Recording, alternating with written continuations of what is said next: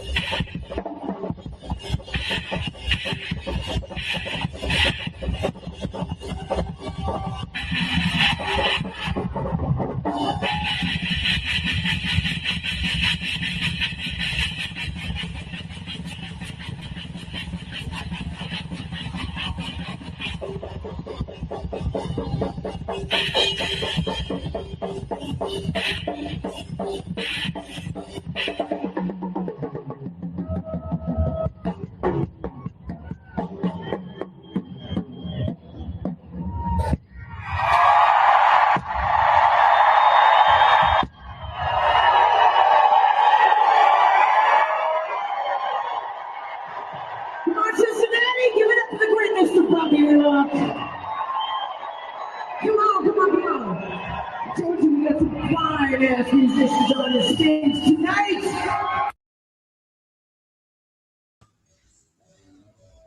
Like to thank my buddy, long time friend I grew up with, world-renowned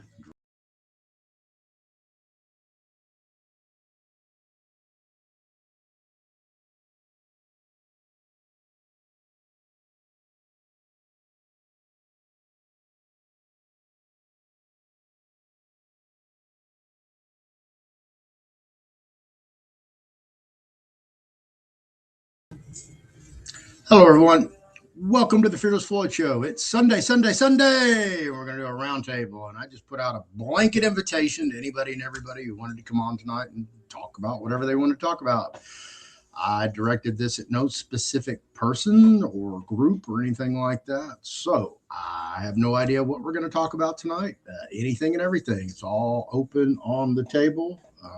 We can talk about my guests, topics, shows, current events.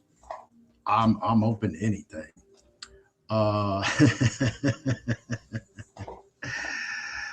Leah, how you doing? Thank you from Kentucky, back at you from Texas, and I don't know, staying warm.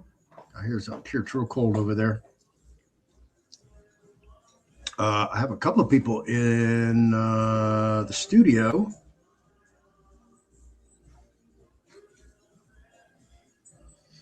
All right, and I don't see their image, so I don't know if they're not hooked up. I don't know what the deal is on that. And then again, I'm dealing with StreamYard again, and whenever I've had guests on with StreamYard, multiple guests, it's always been some kind of issue. I don't know how they stay in business. Their customer service so sucks. Well, I'm gonna add one to the stage and see what we get. And I got a blank screen and a muted mic. Charlie, if you're there. Yeah, I'm here. All right, buddy. What's going on? Oh, I just said greetings and blessings. That was it. We got anything you want to talk about? Questions? No, actually, I just listened to your Todd Duo videos. I was like, oh, I saw your post on Telegram, and then I'm like, I better catch up. So I put them on fast forward and just blazed through those. That's some good stuff you have Listen there. to them. Both parts 1 and 2. Yeah, both of them. Yeah, I mean, both of them. Yeah, basically, it's like it sounds like a lot of hot air, but at the same time, there's a couple cases that are sealed. So it's like, hey, buddy, we want to know what's up. You know, like, I mean, you know, the thing about him is that he's getting a lot of screen time because he's on that whole Birthright movie circuit thing going around. So I guess if people want to pay $17 to watch it, right. You know, as soon as I heard David Straight's in it, that was enough for me. You know, I was going to record it just, you know, to play for a few people and watch it. But once I started investigating into Todd and all the various interviews that he's done, because most people don't know, he's got, I don't know, 6 to 8 interviews over on Rumble. Yeah. Canines interviewed him. 1776 interviewed him as well. I think they did like a little series. Another group did a series but had multiple guests that were all different. And I didn't watch the other ones. I just watched all Todd's stuff and listened to his narrative. So I don't know. What do you think overall? I mean, I am curious like you to see the video because I feel like it's a good soft introduction to, well, you know, who we call normies to kind of wake them up. But yeah, the whole straight thing, it's unfortunate that there's kind of some big connection there. Not in a, I mean, because you just don't want people to go down that avenue and then they get burned out and they're like, oh, well, this is just all, and I think that it's all intentional. I don't know, that's my thing. It was all intentional, that connection there, you know? Possibly. I mean, I could be wrong. It could be just the whole thing, but it's just, it's sometimes demoralizing and discouraging to some people when they go down there like, oh, they get really excited about it. go down, and then they either find out the hard way, which hopefully that doesn't happen to them, or they find out the soft way, and then they're just like, oh, okay, it's just one of these other groups of, you know, SCs, and we're gonna, and it just kind of goes away, and then you know, people don't come to the movement and kind of stand up for themselves. So yeah, Right. Maybe we can reverse that and just call everybody citizen sovereigns. We'll just flip the script on them. What do you think? Think that'll work? yeah, or just call them, just call us. I mean, free people. I guess that's, you know, we're all free, you know, right? So. No, absolutely not. We're trapped in this hell on earth matrix that they have us incorporated in. Yeah, that we can't seem to get out of. I think that your idea, though, would be to kind of bring it back. I think that would be actually a good show. I mean, obviously, I would turn it if you did get it and then commented along the way. I think a lot of people would appreciate that. What are you talking about? About, you were saying you were thinking about doing watching the Birthright movie and then commenting. Oh, yeah. I don't know. You have the time for it. Well, it's you know, I've turned stuff on and listened to it and do other things. I'm definitely a multitasker, so it's just what I decide will give me the most information that I can either share or utilize in my own life. There's what's her name? I was watching her earlier. I don't think I subscribed to her. Let me see. Where's my watch? Oh, not my channel.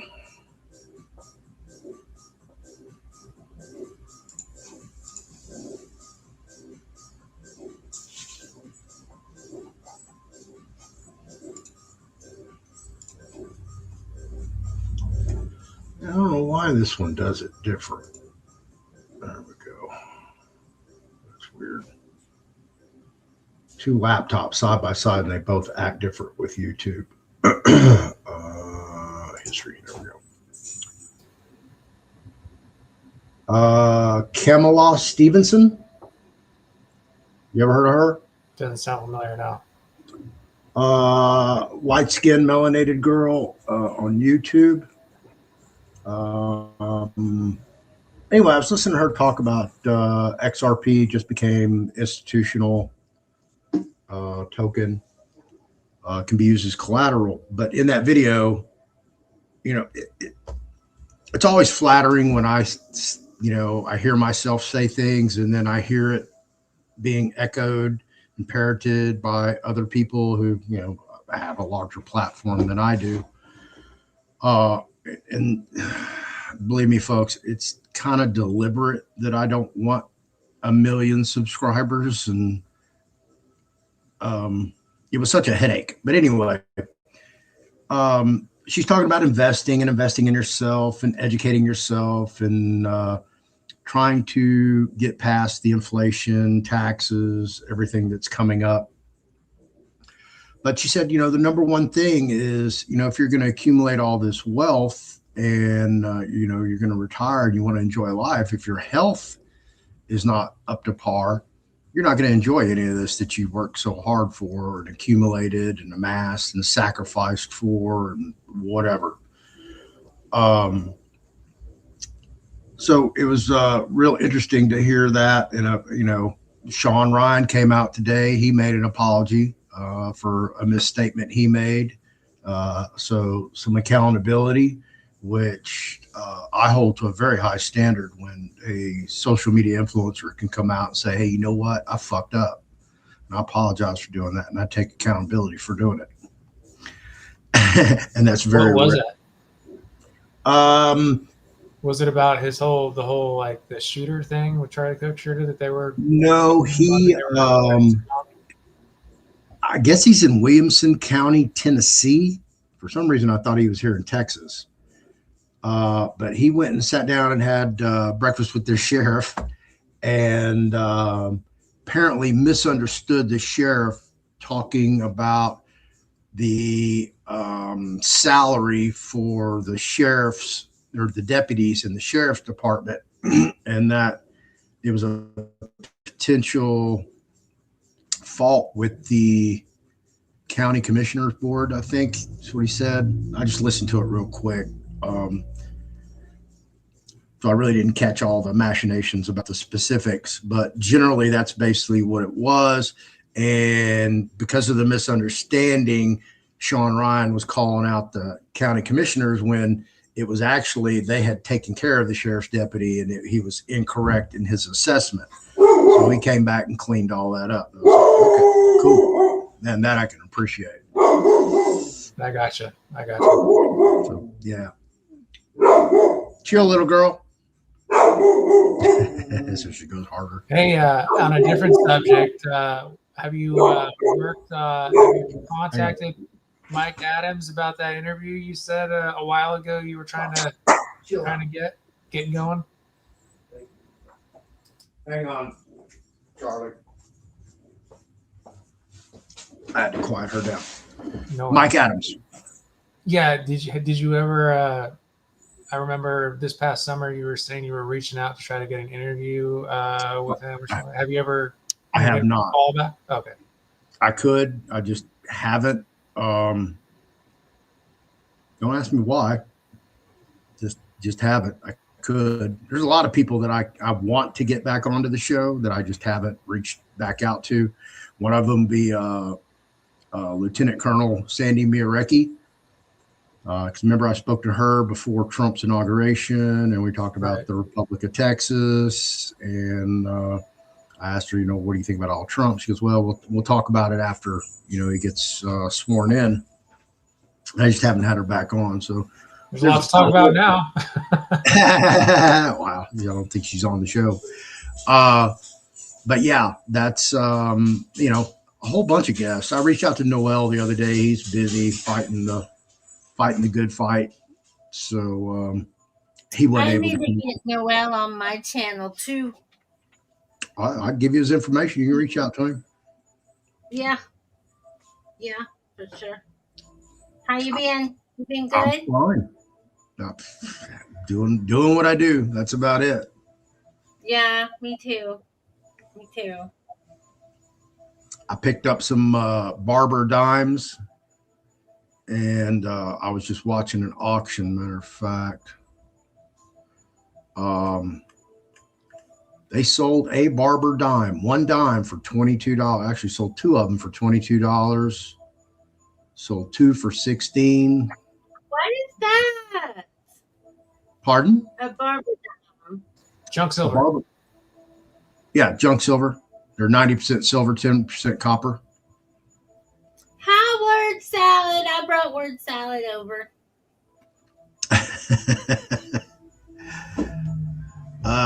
Here, I'll show you.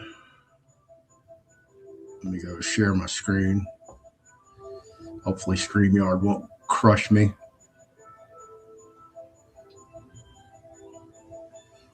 Right here. I've seen all your streams. They're lovely. That's a barber dime. And these sold for $22. So I'm sure I'm going to come over here and bid on these peace dollars because those are good. It's the value on those. If y'all aren't picking up silver now, you're gonna miss you're gonna miss out. You're gonna be like, damn. I have a silver dollar my daddy left me before he died. Silver spots $57.90. That peace dollar right there is melt value $44.78. So both of these you'd be paying more because you're going to have to pay a buyer's premium and then tax, especially here in Texas. But these will probably, by the time they sell, and probably hit $50 each. I have a lot of silver jewelry. It's I gonna collect be silver jewelry not coin so much. Right. Yeah. It's going to be very viable. Absolutely going to be very viable. It should be right now. It should be like $500 an ounce. Oh, really? It's silver is historically supposed to be on a specific ratio, and I don't know what it is, to gold. So when gold goes up, silver's supposed to go with it. But because the spot prices are artificially controlled, supply and demand doesn't allow for it to achieve its real status. That makes sense. Yeah. Yeah, it's sick what they're really doing. They're doing it with crypto. They're doing it with everything, which really makes it difficult. What's going on in the world, Floyd? I keep trying to understand it, unravel it. Did you see where I interviewed Word Salad? Actually, is the guy that got arrested in 2014 for stealing the capstone off the Georgia Guidestones. Oh, and me, no. me and my mother-in-law interviewed him over Thanksgiving weekend on Black Friday. Ah. He said they tried to get him to join them. I believe it.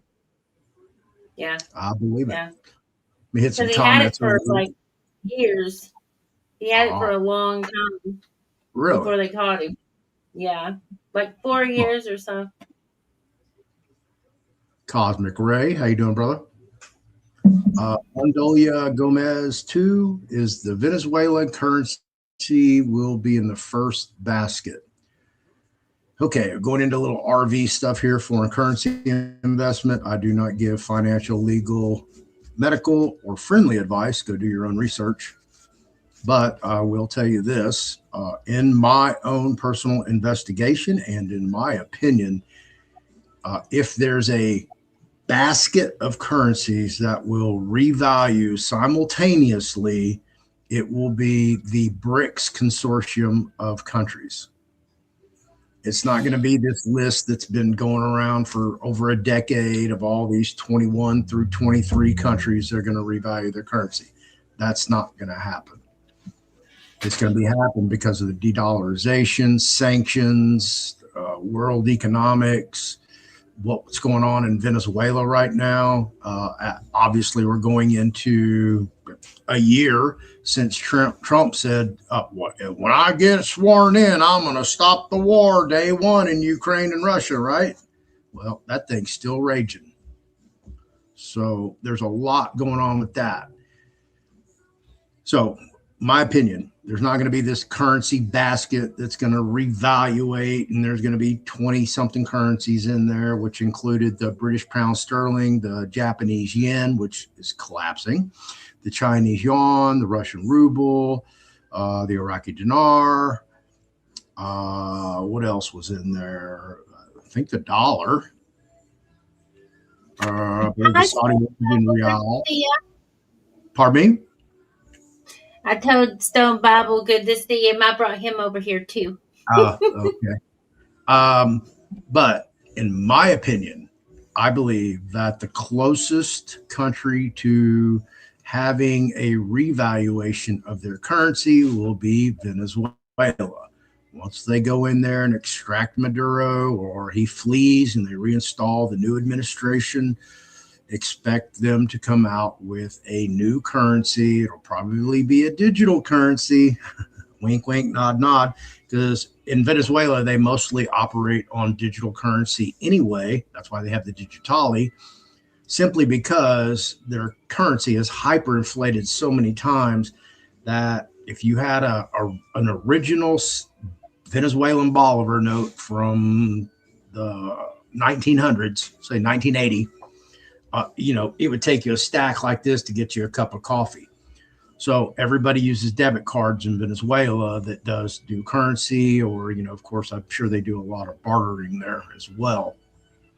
But in the big cities, that's how they operate. So my opinion, I believe the Venezuelan Bolivar will be the first country to revalue their currency because it is such a hyperinflated currency. I expect the central bank and the U.S. Treasury to go in there and get their shit together. So that's what I say. That's my opinion on that. I've done a deep dive into all the RV stuff. I incorporated myself in the community, met all the players of who's who and who does what. And I've listened to these folks and listened to the stories. And I've tried to find the root of all these, I call them myths and fantasies, because I can't find anything to substantiate any of this. And I went through this with somebody yesterday talking about this, because they were like, where are the redemption centers, Floyd? And I'll go, banks. There's not going to be a standalone redemption center because, listen, everybody's like, the Iraqi dinar is going to revalue at $3.28 per dollar. Per dinar. I want you to just imagine this in your mind, okay? So the redemption center, there's 100 appointments at that one redemption center, which is a former Stop and Go, a convenience store. They turned into a redemption center. So there's 100 people making appointments going through there. Everybody's got $1 million dinar. Okay, so that's $3.28 million worth of currency that just one person's holding in their hand. If there's 100 of them, we'll just add you a couple zeros on there. How much money is in that one old Stop and Go? Over $300 million. Well, wouldn't you like to be a criminal and hit one of those and get $300 million in dinar? You see how that looks? So it has to be a high security facility. It has to have the ability to have armored vehicles, make runs to the Federal Reserve Bank or to a larger bank. Your local, like a standalone bank, probably will not be a redemption center. It'll be a big building. Your bigger banks where there's more traffic, more security, a bigger vault, etc., etc. So that's a whole nother story. And listen, I'll probably lose some viewers over this or subscribers, but hey, you know what? If y'all want to go listen to somebody else and get lied to and get that hopium pumped up your butt so you get this big swole head thinking you're going to be rich overnight, y'all beat it. If you want to hear the truth, I'm just going to tell you what I found. So most people are unfamiliar with the whole CMKX, which was a penny stock that the creators and owners and shareholders of that company blew up as this next big thing, and then they screwed everybody. So this attorney out in California named Al Hodges allegedly took over litigation for the class in California courts. And according to the narrative, the story, the myth, the fantasy, is that he secured a judgment from the court that all shareholders would be repaid out of some fund at a later date. I went and did my own research into Al Hodges. I did my own research into CMKX. I went through the complete court system in California, the federal and state level, looking for this case, found it, and guess what? There's not in that case a judgment or court order or injunction proving that the CMKX shareholders would be getting their funds. This is what I found, okay? Not financial advice, not medical advice, not legal advice, not friendly advice. Go do your own research. Go look it up just like I did. Yeah. Take the time, Yeah. money, and energy to do it. So Yeah. you can either take my word for it or go somewhere else. That's it. I'm with word salad. Cannabis should be the true currency, like barter system. Being able to look, my idea is to have a community kitchen, right, with a couple of cooks, and to get a plate, you got to bring something that goes either in the pantry or in the fridge, right? As long as you bring something, you can get you a plate of food. You see what I'm saying? Right. And if you grow it, you ain't got to worry about cooking it. You can just grow it for a community kitchen. Yeah. Okay. Community kitchen. Yeah. Well, that's they have a micronation. I believe it's in either Utah or Nevada that the currency is chocolate.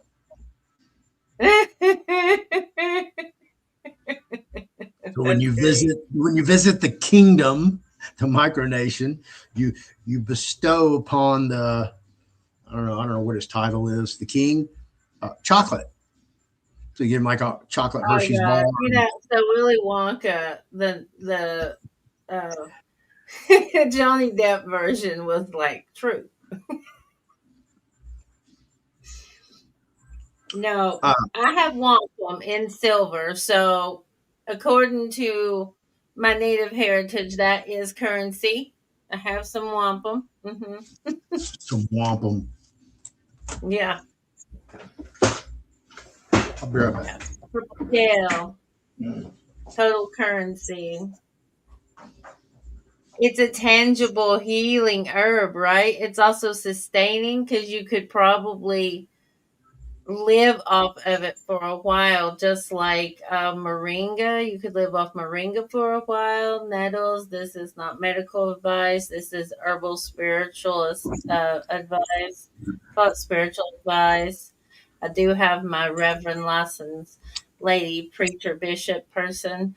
I do have that one. Oh yeah, that was for who was that? The guy that lives with you. What's his name? Oh, never mind. We don't mention that name anymore. Yeah, never Oh, mind. okay. Well, I haven't talked to Floyd in like a couple of weeks or a month. So. Word salad. We can only wish. Yeah, right. Mm. You said that the dollar's worth nothing. Okay, that's a dime. Okay, that's a barber dime. It's a beat up dime, but it's a barber dime. Is almost worth that. A dime. Yeah, a dime's worth like $4.20 right now. Melt value. Oh. A dime. So basically, if pennies were made out of silver, 2 pennies would equal $1. That's how devalued our currency is. So the dollar's really worth nothing. The only reason it's worth something is because of the supremacy of the police power of the United States of America, because we are the world's police. Agreed. That's it. That's why we have the world's reserve currency, because nobody wants to come up against us and take it away from us. Not yet. That's changing. Not yet. Woo! Firecracker. Bricks is going to force the RV. That's all those Bricks consortiums have to get along. Not all of them get along. They made it illegal to buy and sell with gold. With the gold standard, they made it illegal. Yep. Hardly use cash. The dollar is basically digital. Yeah, I mean yeah. You have to go digging into some Rothschild and some World Banking Corp stuff. That reminds me, like I found something on letterhead, and I said, "Oh God, I gotta send it to Floyd." And then I keep forgetting every time I think about it because I'm not medicated on my ADHD spectrum. So it talks about we the people as the enemy, and this like has some like a little bit of a letterhead. Can I read it? Yeah, sure. Okay. Look, if it wasn't YouTube safe, I wouldn't do it. I gotta make it bigger so I don't have to. Okay. That's some screwed up shit right there. If it's YouTube safe, I'll say it. I mean, what kind of society do we fucking live in? I know. Well, we have to say graping and PDF and unalive and stuff like that. So, but yeah, it's we the people, the DHS, the Department of Homeland Security, Office of Intelligence and Analysts, Right Wing Extremism Report, March 09. with Supplementary Domestic Extremism Lexicon, April 09, classifies individuals as extremists if they identify or are identified with one or more of the following criteria, among many others, each of which is described as violent. Oh, yeah, are gonna friggin' love this. Military veterans who have fought in foreign wars and are disgruntled about the takeover of the U.S. See Operation Vigilant Eagle. Anti-war individuals groups. Period. Any group that's anti-war is seen as an extremist. Okay. Tax-resistant movement, groups or individuals who vehemently believe taxes violate their constitutional rights and that the 16th Amendment to the U.S. Constitution, which allowed Congress to levy taxes on income, was not properly ratified. Also, tax protest movement, tax freedom movement, anti-tax movement.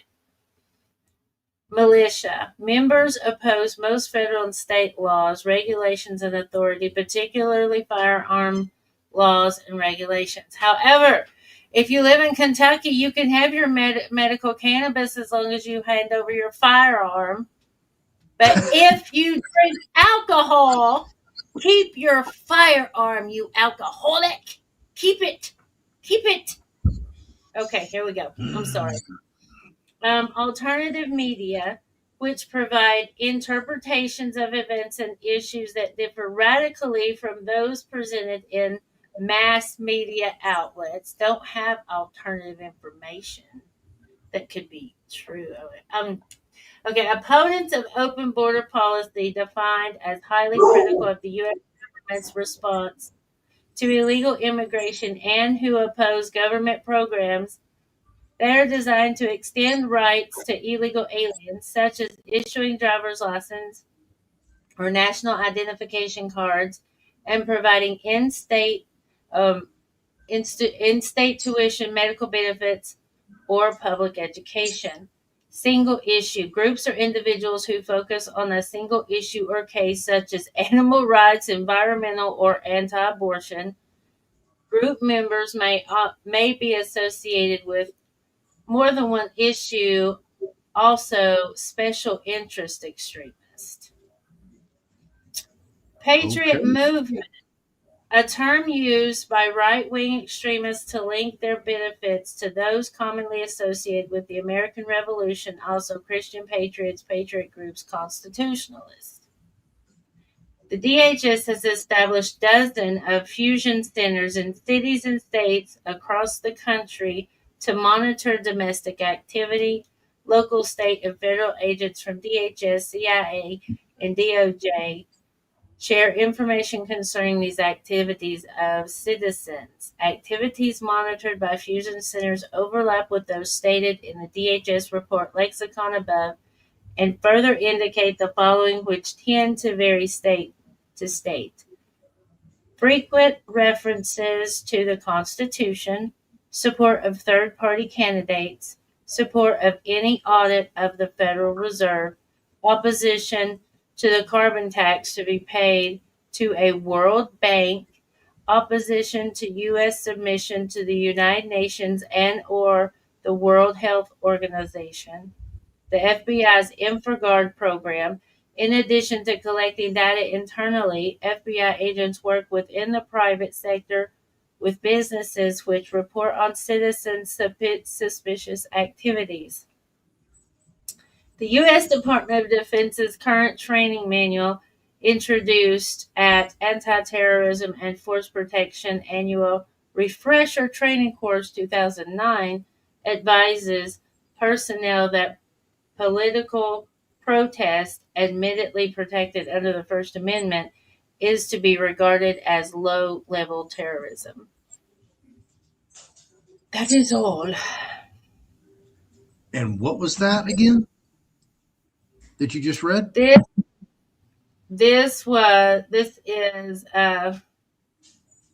it's an analyst right wing extremism report. from the DHS. From who? Yeah, home Who from the wrote the report? the DHS. Department of Homeland Security. Uh-huh. Wow. Oh. Something I had learned recently. Flynn, there was a speech that Flynn was giving that was in line with a woman that started a huge movement, and she was a prophet, and she had channeled these words, right? And then there's a clip of him saying the exact same words, along with a lot of other stuff coming out about Flynn. About what exactly?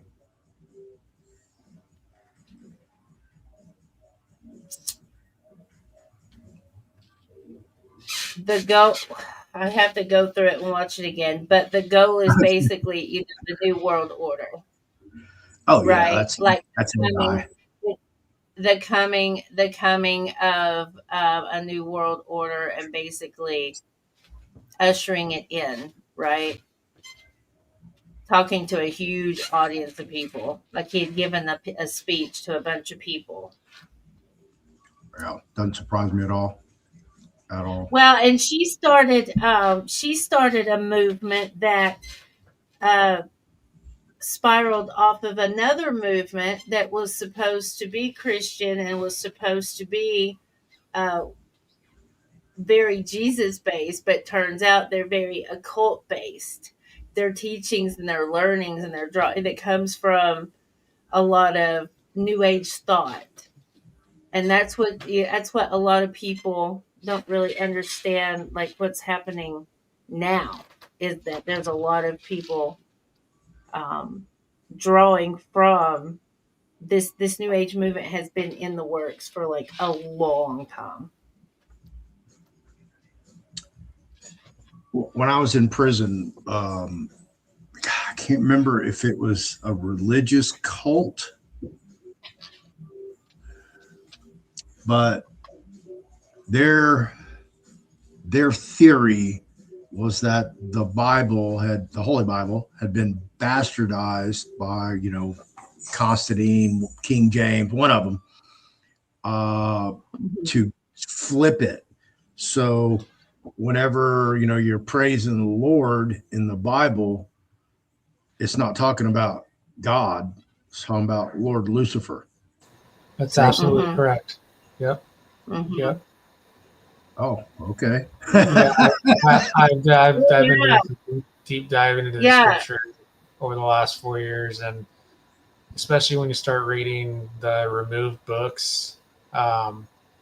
There's a reason why his name was removed. Like, so every time you see Lord and God, those aren't his original names. Like, Yahweh, Elohim, Adonai, Jah, all the different names of him, they were removed from, like, in Hebrew, those names there's no other name for that. No other name.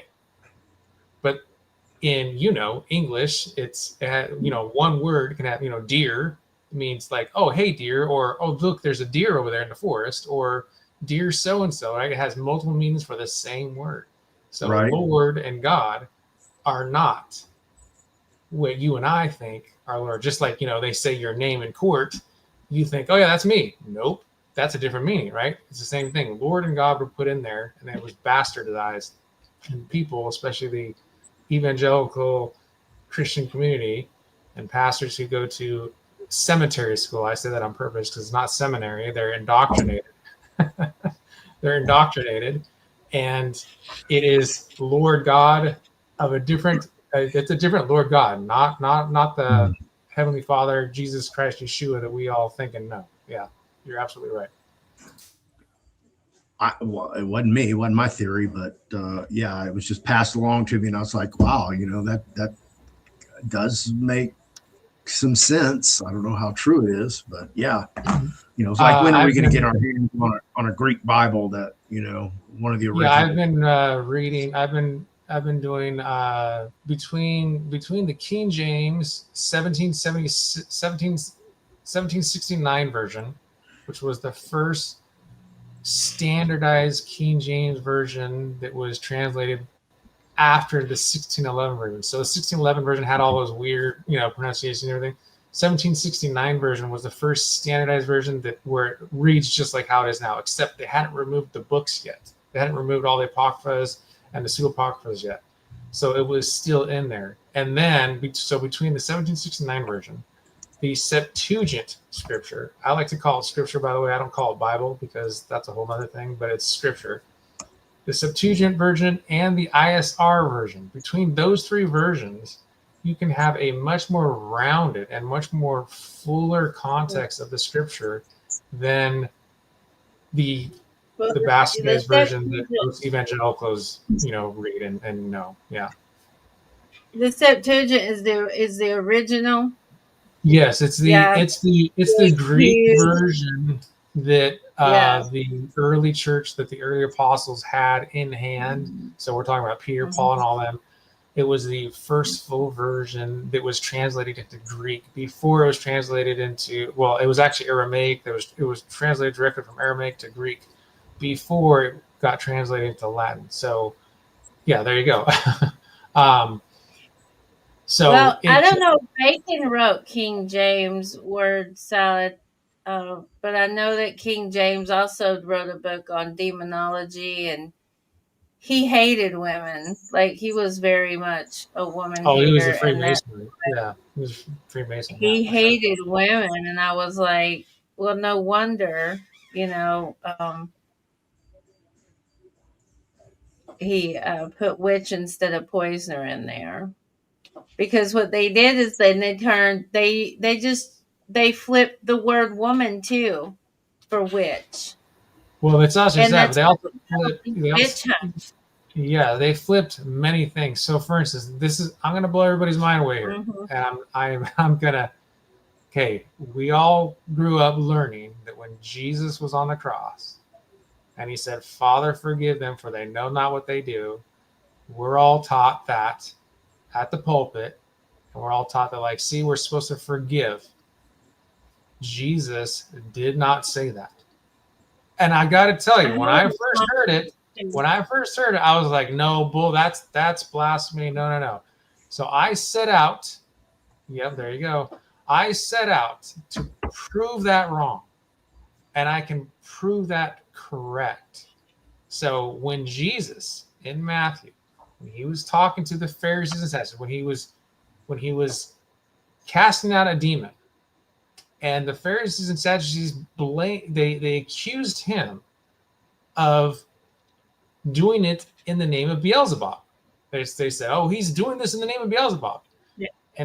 And Jesus said to them, he said, "A house divided amongst itself cannot stand." Right? How can I cast out something in the name of Beelzebub? And then he talked about the sin unto death. He says, if you can blaspheme the Heavenly Father, you can blaspheme the Son. But if you blaspheme the Holy Spirit, that's a sin unto death.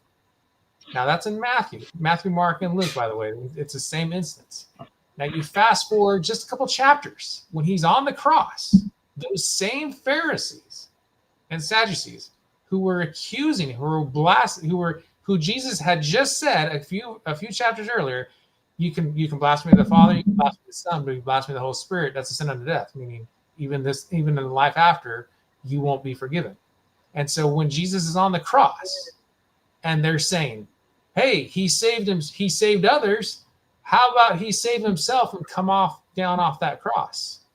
They were literally blaspheming the Holy Spirit, because they were saying, he healed in the name of the Holy Spirit. Let him heal himself and save himself in the name of the Holy Spirit and come down off that cross. So do you think Jesus was saying, "Oh yeah, forgive them, for they know not what they do"? No, he actually said, "Forgive them not, for they know what they do." They know they're blaspheming the Holy Spirit. And he proved that a few chapters earlier. And so that is remember when the scripture was written, this was written in Hebrew. It was read right to left. So when it got translated, that particular sentence that read, "Forgive them for they know not what they do," it was reversed. Remember, it's the whole mirror thing, and it was especially in the King James, "Forgive them for they know not what they do." But he actually said, "Forgive them not for they know what they do." They knew they were blaspheming. So go into scripture and look at all that, and your mind will be blown. And well, my mind has been blown since I think I was born. And if you haven't heard of Professor Almond Hillman, I'm for real, Floyd. If you haven't heard of Professor Almond Hillman, you need to go look him up, because he's trying to say that Jesus is a PDF file, right? And I don't know. I don't know. I don't know. You have to, I don't know. Like, they would have to do a lot of flipping around, to hide that one.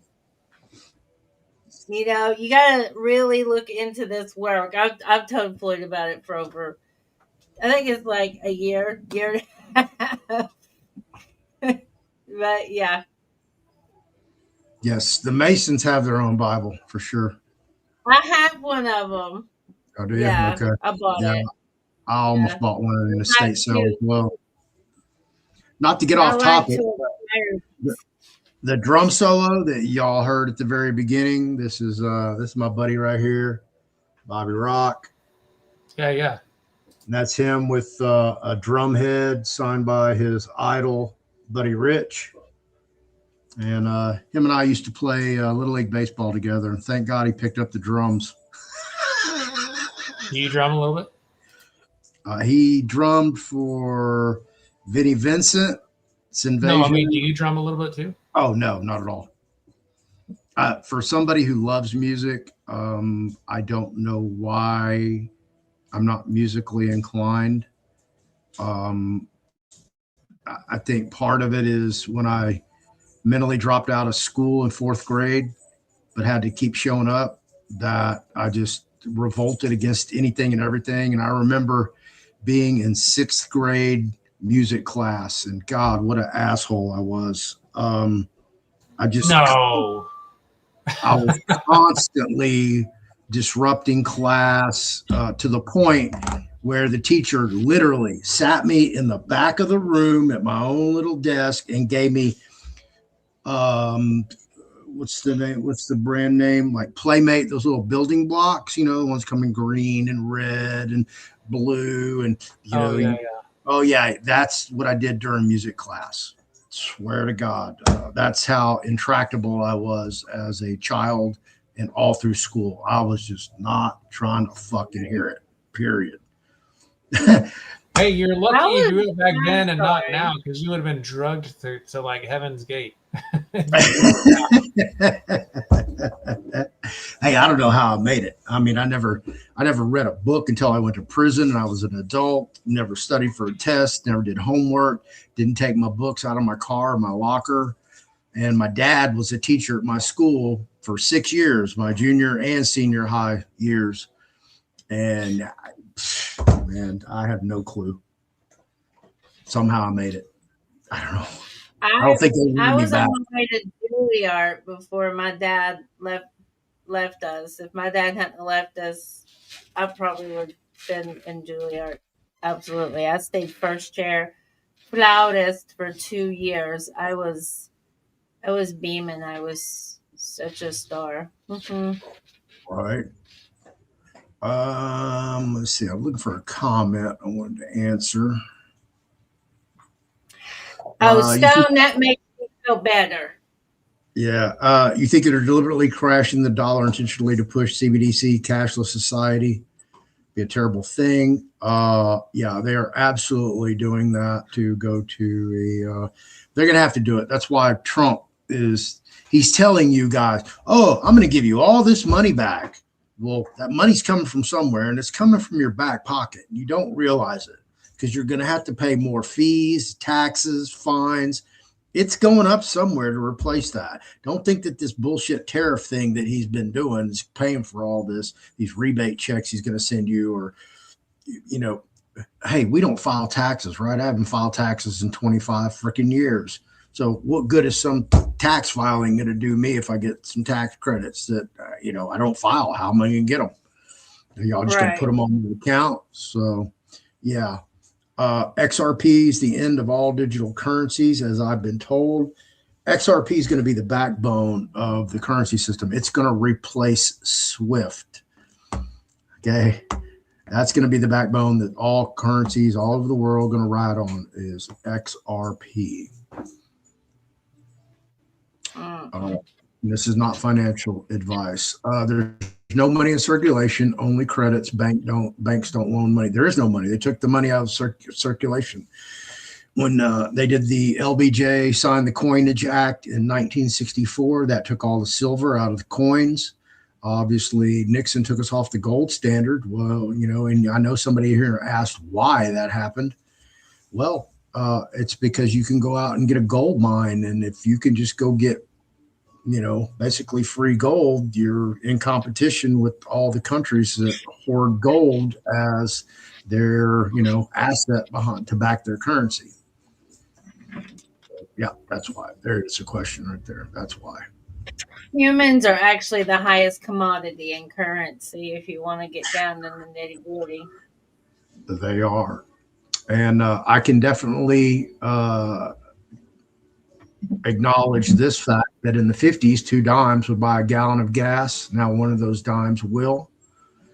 Yeah, actually in the 60s, late 60s, I had a mini bike and it had a 1 gallon gas tank, and my mother would give me a quarter, and I could drive down to the Texaco station. I could fill my tank up, and I had a choice. I could buy a soda water or a candy bar for that extra nickel. That's how it used to be. Yeah. So yeah, I've been there. It's crazy. Digital currency You're depends. so old. Yeah, I know. I mean, He's digital not that currency. old. Listen, Be a boomer. people are going to recreate their own electricity. There's a website on YouTube, Liberty. Yep, yeah, I've seen that guy who's like in his garage and he's like doing this. Yeah, I've seen that. Yeah, Where he makes things that run perpetual. forever. Well, yeah, it's basically he's tapping into the whole 0 point energy. Yeah. And he took a generator, and the generator runs on water, but they have to use this specific product to generate it. But you just go buy a generator from like Home Depot or Harbor Freight and put this rig on it, and it runs perpetually. It's crazy. Yeah, he's also working on the one where you put in a little bit. He even did it live. I was watching it when he did it live on air. He's located up in Canada, I believe. Is he? Okay. Yeah, but he did it where he's working on a bigger, like it's like a wheel, but it's got all this electromagnetic stuff and everything in it. And then you've seen it in the back, in like the background when he's talking, and he inputs a little bit of energy to it, but then he's got the coils that kind of do like a feedback loop, and so the output is just way more, and it's really so. In him and a whole bunch of people are. He's like crowdsourcing from all over the world, and they're sending guys who are in, you know, who have like, you know, access to like machining and stuff. They're sending parts, and he's doing it free because he's like, look, the instant we try to monetize this, they're gonna, you know, patent it, and like, oh, national security is like, I'm trying to do this to show you all you can do it, and you can do it, and then once we have it done, that hey, here's all his other materials you need. You go ahead and just do it, put it together yourself. That's pretty cool. I like watching his stuff from time to time. Yeah, I posted some of this stuff in my Telegram. If you guys aren't in my Telegram, I encourage everybody, man, go join my Telegram, Fearless Floyd Show. that I post videos when I watch videos over here, and if I like, okay, hey, that's pretty interesting, or that's very knowledgeable, or wow, that's what the future holds, I'm gonna go post it in my Telegram. So that if y'all go over there, you can watch stuff at your leisure. Charlie plays over there all the time, posts stuff. That's probably where we discovered the Liberty stuff for the engines. I need to find them real quick. Speaking of kind of along the same lines, but something different. So I do catch up with Mike Adams' podcast a lot, and he just posted something 2 weeks ago about. I mean, obviously you've talked about this before, Floyd, so it's nothing new to you. But how Microsoft they read everything that if you have Windows, everything you put on there is read, and so he's been on the same cloud that you have, shouting and be like, hey, don't save yourself in Microsoft, don't work in it. So he just posted, so Linux Mint, go to linux.com and you can download Linux Mint OS for free. He posted it, and when I went there, I just installed that. I wiped my Windows on my desktop here that I'm working on. It took me a day, but it is the most seamless OS system for free that you can get. I moved everything over. First I backed everything up, but then once I put it all back on there, all my tabs, everything's back on there. I gotta say, he was right. Like, it is a great OS system. It's smooth. It runs great. Brave browser, Telegram, everything's set up. You even got, you have your wallets on your desk, whatever you do, they'll go back up on there. It works seamlessly. I highly recommend it. It is really, really smooth and good. So, yeah, he put some stuff out there that's very valuable, and everybody who's listening, I mean, it really, the longest part was just putting everything back that you had backed up. But as far as like the technicality, it wasn't that technical I'm not a computer guru guy, but so, if you can do stuff on your laptop and everything, you can set this up easy. We should do a video on that, do a show just on that. I hate Microsoft, even though their customer service is freaking stellar. They have the best customer service. You can call them, leave your number, and they'll call you back within 3 hours, and they will walk you through everything. Oh yeah, of gloves, course they will. Man. God, they got great. So, and then people go, well, what about office suite and everything like that? So there's an open source office suite. It's called Only Office. So it is. You can run it on Microsoft. Actually, you don't even need to run Microsoft Office suite. You can actually run it on Microsoft, and they also have an Apple version. I'm just not familiar with that, but they have a Linux version. And it seems like everything that you can do in OpenOffice, spreadsheets, docs, PDFs, all stuff, it will run. And actually, I like it even better. It runs great on there. It runs smooth and seamless. So you just download that and put that onto the Linux version. I sound like I'm working for Linux here, but no, it's a great suite, and everybody should get off Microsoft, get off of Windows. And I'm telling you, this thing, I've done it. I'm not a big geek guy, and it works great. So yeah, there's several years ago, you had to be kind of like proficient in some geek stuff to do this stuff, but they've made it really seamless, and it's just you just download it first, back up your files to like an external hard drive, download it, do a clean wipe, install it, get the programs you want back on it, then re-download your stuff on it. It's really seamless. It's really nice, and it works really great. Does it push for AI updates, software updates, and that stuff? Because all these updates they do like 2 or 3 times a year now, or more, are AI updates. So yeah, so Microsoft. They're what's Microsoft? I just had it because I just uninstalled it. They're off. But what is it? Microsoft's AI is, I forget what its name is, but yeah, it's always Mama. The one that's on Windows. It's like their personal Oh, Pilot. Pilot. There it is. Yeah, that's the one I was thinking of.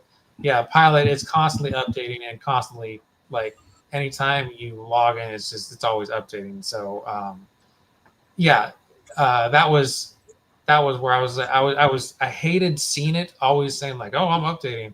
I'm like, man, they're just sending all my info, like, and Linux is way better. And you can literally, like, when you're going through the setup, you can say, you can allow it to send anonymous, just like data where you help the developers out, or you can say, nope, I don't want to partake in this. And like, you can clamp down on your operating system and what you send it to. And it's pretty nice. So look into it, everybody. If you guys have the time, get off of Windows and get on Linux, and it's a nice system. So Okay, we'll definitely do a show on that one. I'm on Apple. Are you? Okay. Yeah. I have Apple. Yeah, Nice. Apple wants it. When they force you to do it, like, you can only put it off for so long, and then they shut your shit down. Yeah.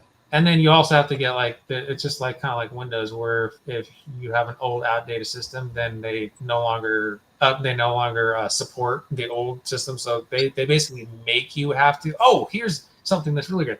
I have a laptop from 2005, old laptop. It was in like just my drawer, stuff like it, because it quit working because it's no longer supported. Right, Windows XP. Right, nobody uses that anymore. It's not even supported.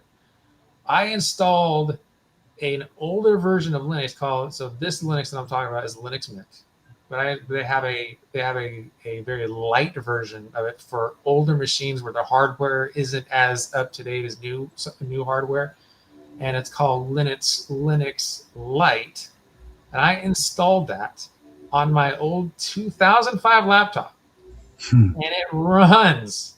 It runs back from the grave. And it's just a basic laptop, right? But it's just like, it will run. That thing didn't even work. So now I just have this like kind of just sort of crap laptop that I can just kind of use.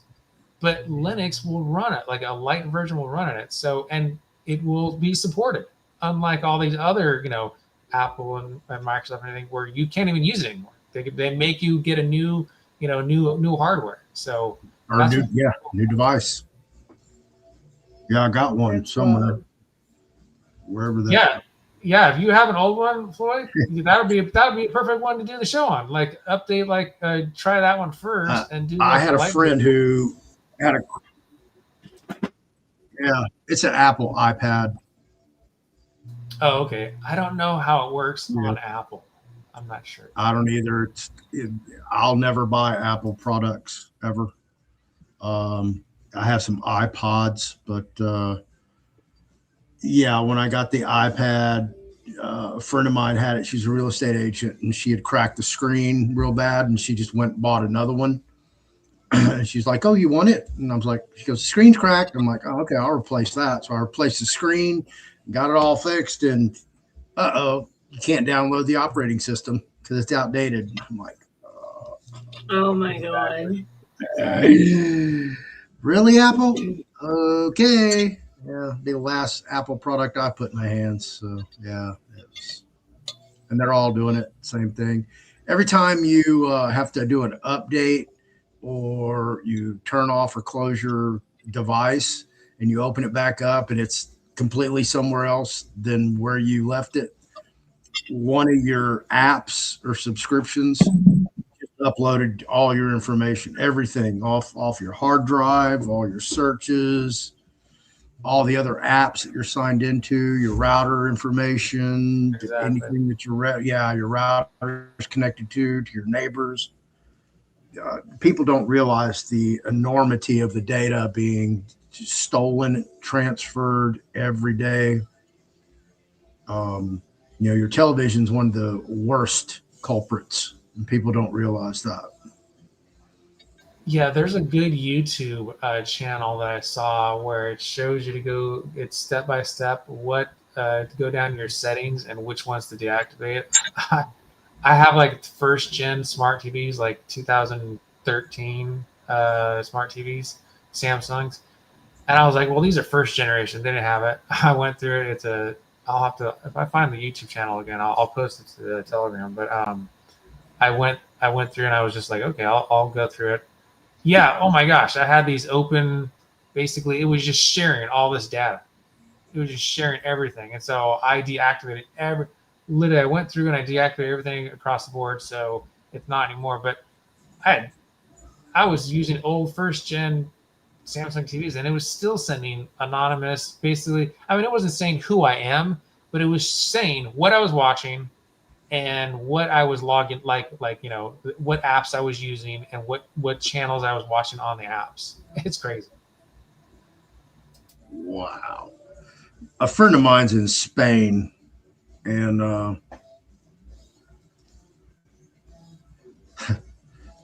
I don't know if y'all can see that picture, but see the building behind the big ass Christmas tree? Yep. Cathedral? We can't build that building today. Oh, I know, right? Mud floods. That's nuts. Did we lose you? No, I'm on the trail of trying to, because, I've been studying the occult for a long time, trying to figure out the obsessions with Nazi Germany fascinated me, and why, how one person could get so many followers and all this stuff is just insane to me. That's fine. And then I dug into this like purity culture. And then I find out that it goes as bad as, they don't want you, they want you blonde haired and blue eyed and no drugs, no alcohol, no tattoos, just absolutely friggin' pure. And I'm like, what is going on? And a lot of this occult stuff is based in like this new thought wave and new age movement of the European race being the oldest and a superior race. And I'm like, this is what are they basing this on? Tartary. Yeah, I'm trying to see like what is the basis of this. Is there any basis? Is there any like archaeological? Yeah, it's in the scripture. It's in the scripture. So in the scripture, especially when you read the Book of Enoch, Yes. the Book of Jasher, and the Book of Jubilee, that's the so it goes back to King Nimrod, which was post flood, and King Nimrod, he was given the tablet, the green tablets from Seth's grandson, who found them after the flood. It was in the Book of Jasher. The tablets were the knowledge that the fallen angels had passed to man, and that's what corrupted man during the time of Adam and Eve, leading up to Noah. Then the flood came; they were destroyed. Well, then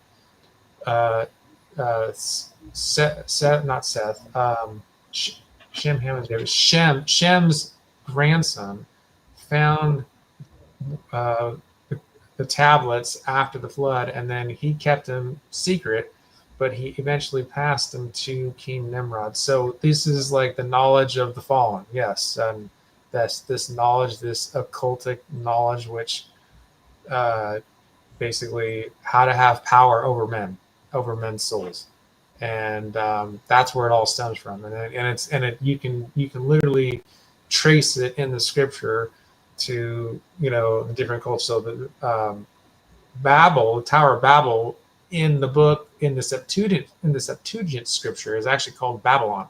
That's actually the first Babylon, not the Babylon of Daniel in the scripture, Right. which is farther along in the scripture. So the first original Babylon is the Tower of Babel.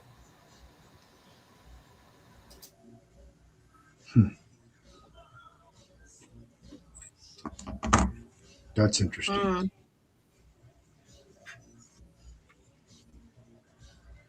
But to answer your question, the Tower of Babel is, and that was.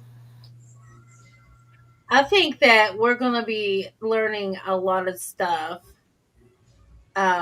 because 2025 is just the beginning of what I have called the lockstep program, where they're just breadcrumbing us all this information. We're just getting started. 2026 is going to be a hell of a ride. Tell me what 2026 is going to look like. Oh my gosh. Yeah, exactly. Tell me. Well, Come on, Oprah give me. Oprah is trying to convince everybody that, going no contact is just temporary, or it's a trend. Realism, yes. Yes, word salad, exactly. And what's going to happen is the boomers are losing their pensions, and they're just everything. They're losing everything, and they're doing that because they're raising insurance premiums and all this other stuff. As the cost of living goes up and up, and those that are going to have to live with family, well, if they weren't good to their family because they were, it was taught to honor your elders.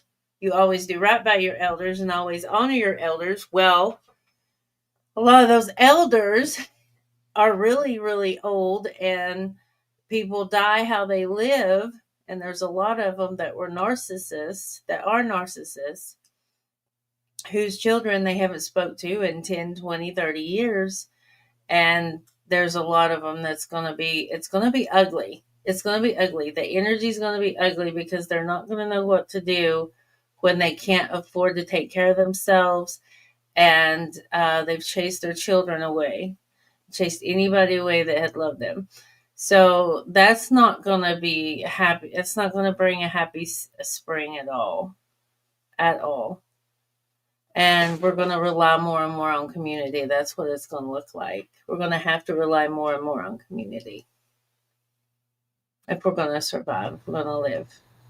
I hope you're right. I hope you're right. I hope it happens. I hope it happens sooner rather than later. Honestly. Well, describe ugly. If boomers are not losing their pensions, no one is going to be hurt. People are bringing fear. No, I'm not bringing fear. I'm talking about real life narcissism and those parents that were narcissistic, that have drove their kids away, is what I'm talking about. And no, they might not be losing their pension per se. I'm taking your pension away. No, they're losing their wealth because everything's going up high and they have to pay more and more. Food, $100 doesn't buy anything anymore. And you make too much for any type of assistance, and the assistance is getting less and less. I know because I live with in-laws, so we all have to live together in order to live, to try to maintain a normalcy, if that makes sense. More and more masks are falling because the older you get, to describe ugly for you, Floyd, the older you get, the less you care, or the less ability you have to hide a mat or to be fake, especially to the general public. And if you're not able to be fake and fake it till you make it, then your true colors show. People are going to start seeing people for who they really are. That's what I mean by ugly. Yeah, correct. I don't have fear about it. Yeah. By the way, I just posted on Telegram the YouTube that shows you what settings on your TV to disable, to basically completely take it off from sharing info randomly. So that's it's pretty short. I want to say it's like 12 minutes long. And really the actual part where gives you the descriptions is only like a few minutes long. So, but if you're on Floyd's Telegram, it's I shared it on there, and you can look at that, watch that short video, and see what you need to do to disable all your settings on your TV, on your smart TV. Right. But well, I might going back to what you said, maybe Jevin, do I think you're right. Yeah. Yeah. That's just a hunch what I see overall. Like on the, I look more for like on a spiritual level than on an economic level. What is this? This is the website for the entities that make the perpetual energies, free energy for the people. Oh, nice. Yeah. There's another, so I've seen that one, but I think, isn't there, it might be the same guy. I'm sure there are, but Yeah. this is the one that, you know, I found where I believe it's this right here. Yeah, this is the one I posted. Yeah, where it's putting that, I think that's yeah, they put, what is it? It's like hydrogen or something like that makes the water. Yeah, Yeah.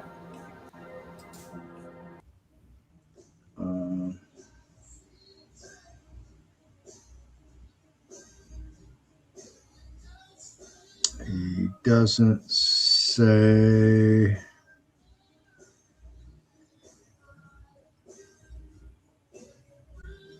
It's an electrolyte, but God, what's that material?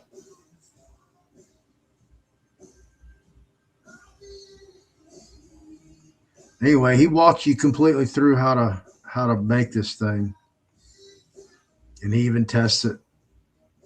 But you buy the bag of the material, and it's like buying salt for water conditioners. Oh yeah, I think it's something chloride or chlorate or something like that has hydrogen in it. Something hydrogen chlorate or something like that. Yeah, I think that's what. Yeah. Basically, this little piece right here that he has screwed on here. There's not much to make this thing. I think it costs you an additional maybe like $60. You just buy a brand new generator and just pop all this extra stuff on there, and it works.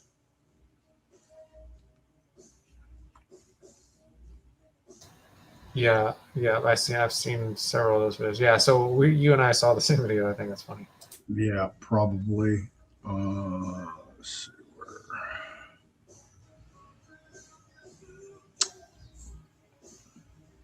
This just popped up.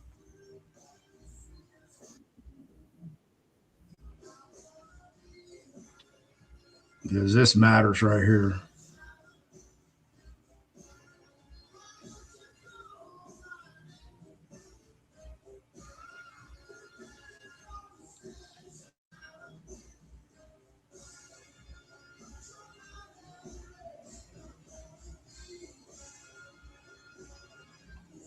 Hello.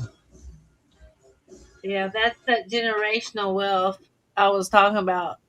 The boomers losing, bankruptcy spike. See, businesses, and they are cracking under the weight of high debt and even higher costs.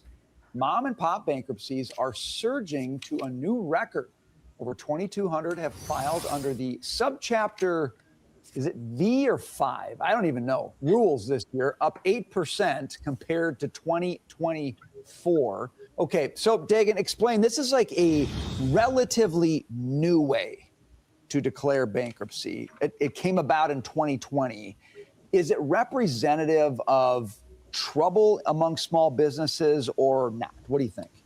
No, it's not. And so I'm going to take issue with the entire framing of this segment. Okay. Brian. I got up at 3 in the morning to write this segment. It's not. I didn't even eat breakfast.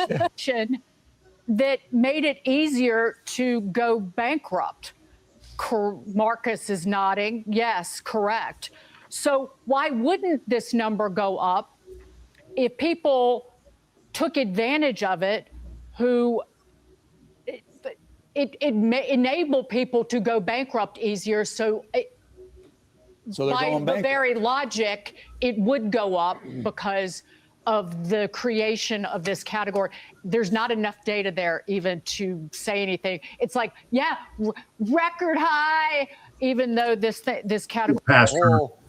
thing Dagan was talking about is meaningless, but you got some consumer. Well, nothing she says is meaningless. I'll start with that. Well, she proved me meaningless, but you now have to deal with this new data. We need to acknowledge that high interest rates and tariffs have affected small businesses. Hard stop. We need to acknowledge that.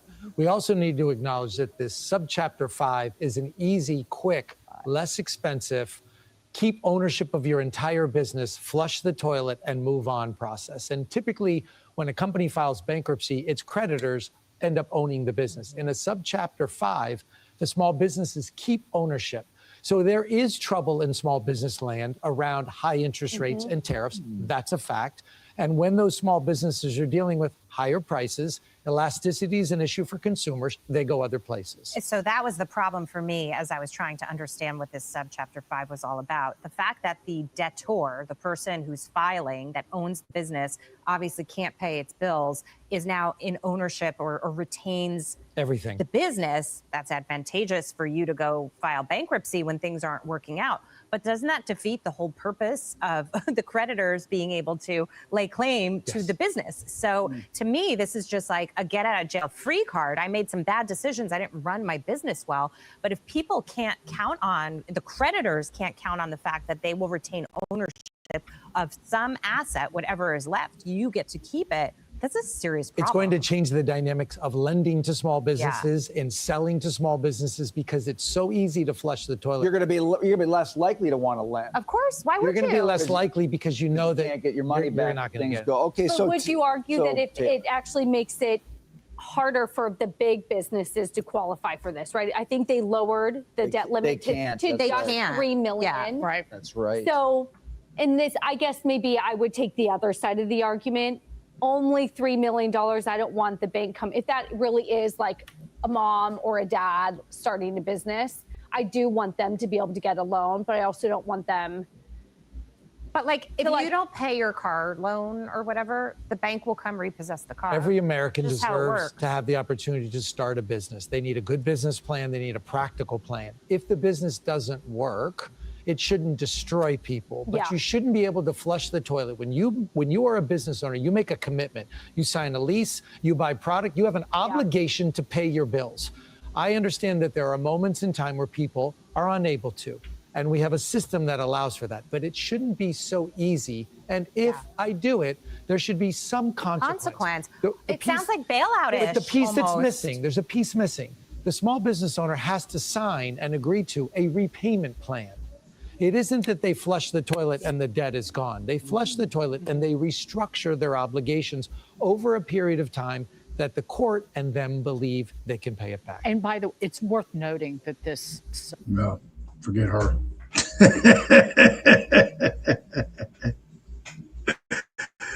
Uh-oh, where'd we go? We've been blacked out. We're on the screen. I don't know why we can't see ourselves. I'm still here. I know you're there. We're on the screen. I don't know why we can't see the screen. I told y'all StreamYard was screwy. It's all the AI upgrades and integration. Yeah, let me refresh the tab here. If y'all leave, come back on. I also sent to the Telegram channel that the one that I was talking about, the guy who works in his garage with a whole bunch of people around the world, and he literally has this free energy thing. It's pretty cool. He literally shows it how he built it, and he hooks up everything to it, and his channel is called I recently purchased the most popular. Shut up. It's called, what's his channel called? I got it right here. Open Source Energy, Limitless Potential Technologies, and he's a mechanical engineer. He has a mechanical engineer degree. I forget from where, but it's pretty cool. So that's that's just a sexy title, you know. I hear mechanical engineer, environmental engineer. My ears. Oh yeah. I'm like, oh, I'm gonna learn something from them. You know what I mean? Yeah, I don't know, but I can't tell. I haven't looked too much into this thing, but I want to say he has kind of this Eastern European, like Eastern Bloc, Ukraine, Russian type, slight accent, I think, but he's really smart. I mean, he's like, when you watch his videos, Oh, good, good. he I knows his love a stuff. good accent. Yeah, and he's very mathematical. He's always doing all his calculations and putting them on the screen and everything. It's pretty cool, and his videos are pretty short too. So, I'm gonna he's share got that the one on link. there. So he's working with people from all around. He's getting people from like Japan and everything, and other parts of the country who have access to like, you know, tooling and everything to send him like precise machine things that he's working on, like to help out with Wow. that. So there's the guy. Okay. Firecracker. Whether it's propaganda, falsities, lies, whatever it is, the fact remains that people are freaking struggling. Inflation's killing everybody. Tariffs are killing everybody. Grocery prices are not going down. I don't care what anybody has to say about that. Gas is staying about the same. I don't see any big relief with that. I don't see it under $2 anywhere. It's pretty much stayed static. You know, I just don't see it. The Fed's hadn't reduced rates. It's doing the Federal Reserve Bank is doing the exact opposite of what it should have done. Back when it had zero interest, it should have had an interest. And now when we should have a very low interest, we have a high interest. So they're deliberately causing this conundrum within everything. People are defaulting on their credit card, defaulting on their mortgages, defaulting on their car loans. It's nuts what's going on. People are still out there spending money, still Christmas shopping, still doing the thing. I don't watch regular TV, so I don't know how. See what's coming. Well, even what's coming, I don't see the big. I don't see the big. Well, Trump keeps teasing them. First, we were going to get the Doge refund checks. Remember that? Now Doge is closed down. That's a dead entity. You'll hear no more about Doge. So we're not getting that. And then the tariffs, like, oh, okay, everybody's going to get a tariff rebate check. Remember that? And then that didn't happen. Now he's pushing it to next year. So he's kicking the can down the road. Everybody's just chasing it, waiting on it. Okay, well, everybody's going to get a big fat tax rebate check. Well, you know. Yeah, and now he's also saying, just like he said last year, oh, and you won't have to pay income taxes either. Okay, sure. Well, I didn't. Yeah. I know. Most of us didn't. I know, you're right. Yeah. But I mean, to the normies, they're all like, oh, yeah. Doge was just an excuse to grab all the information. Information grabs.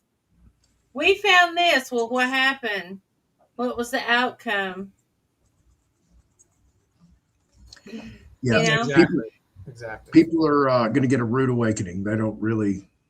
I don't know. You know, well, 270 million of them went and got stuck in the arm, and 240 went back for seconds. So yeah, I'm still waiting for this big wave. You know. Mm-hmm. Well, I can tell y'all what I've seen. What I've seen is that, you know, the plan is to undermine the Western world. Oh, absolutely. To bankrupt everything in the Western world, not just the United States. Well, they have to take out the middle class. If they can take out the middle class, they won. Because the middle class is the backbone of the country. Yeah. You know, those are your truck drivers, logistics, dock workers, union workers, manufacturers, industry. That's your middle class. That's your backbone. Right. Well, they have. I mean, my in-laws are, you know, they retired from unions, and they now pay $800 in insurance a month. That's what I'm telling you. For health insurance? Yes. Yeah. Yes. And I mean, that's just health insurance. If I did not plan good meals, good healthy meals, and then go several stores, sales shopping, discount shopping, there's no way we could eat healthy. We would eat out of boxes, and it would be Right. horrible. Yeah, it's hard. Yeah. It's hard to eat healthy. It's expensive, And if you're buying organic Very food, stop. There's no such thing as organic food. Got to grow your own. Mhm. Yeah, unless it's grown in a USDA certified sterile environment, which there's very few of those, with filtered air, filtered nutrients, and it gets none of the chemtrails and none of the other crap they're putting in the food. It's not organic. Right. And to Right. produce that type of produce or food would be, you think you pay a lot for organic food now, you would be paying probably 4 or 5 times that to get that type of environment to grow that. So Right. stop wasting your money. Richard, BRICS you believe that the BRICS money system is going to take down the U.S. petrodollar? What do y'all think about that? I think they're gonna push digital currency, and I think they're gonna use and able to catch child predators. And unless they start showing me receipts for any of that all the time, and I think if they demand it, that type of intrusion into our privacy, we should demand back absolutely transparency of everything that they find. We want proof of everything they claim, everything they promise. We want backed up as well. Right. If you're going to have access, you're already listening and watching to everything I say and do. Where I know me and Floyd's on list. I mean, surely, if not several. 556 out of 666 visits from Virginia in 1 month. I don't know who's in Virginia. I saw that. Just by proxy, just because we're on your channel, everybody, because they visited, they know they're watching you. Everybody on here who's ever listened to your thing by proxy has also been observed. Yeah, absolutely. And well, me and Floyd's known each other since 2022. 2022. Yep, it's been a minute. BRICS. Let's get back to that real quick. BRICS has their own currency already printed. I published a 100 BRIC note, for whatever you want to call their currency. They also have a digital currency, and they also have their own digital exchange system, as well as their own currency system. So they're set up, ready to roll like that in an instant. They're already set. And it's, I don't know when it's going to go. That's why I said that if there's any currency as a group or a basket, it's going to be the BRICS currency. And this is who BRICS is right here: Brazil, Russia, India, China, and South Africa. There are other secondary countries that do or have joined BRICS and been accepted by this 5-country consortium. Iran's one of them. Venezuela's applied. There's multiple other countries. But that would be it. They're ready to roll day one. So all they have to do is just pull the trigger and say, okay, we de-dollarized. They will dump all their treasury securities, all the 15-year, 30-year T-bonds. They'll flood the market, and it'll cause a collapse. Now, the reason this has not happened, and one of the major reasons that I believe there is no 21, 22, 23 country basket of currencies are going to revalue all at the same time.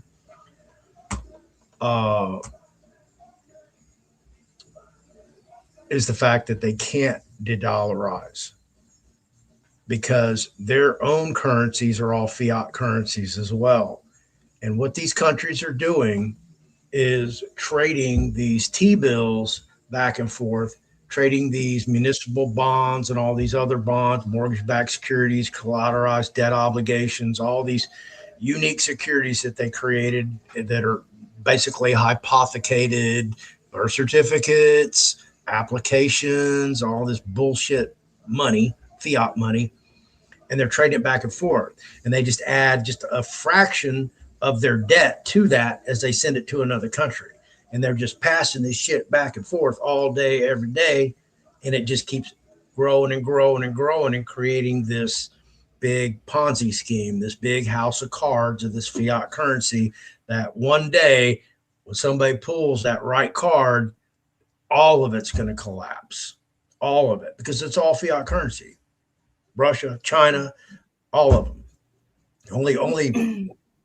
Only gold-backed currency is Zimbabwe with the Zim.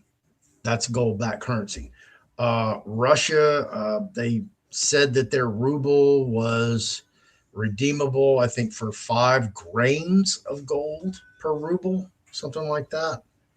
But I don't think that's still the case. Otherwise, people would be lined up redeeming rubles. They'd be buying rubles left and right. So I don't think that ever came to fruition. But that's one of the big deals behind it all. BRICS could be that world bank that I read about earlier, you think? I don't think it'll be the XRP and Ripple. They've already negotiated with these other countries, and some of them have adopted XRP.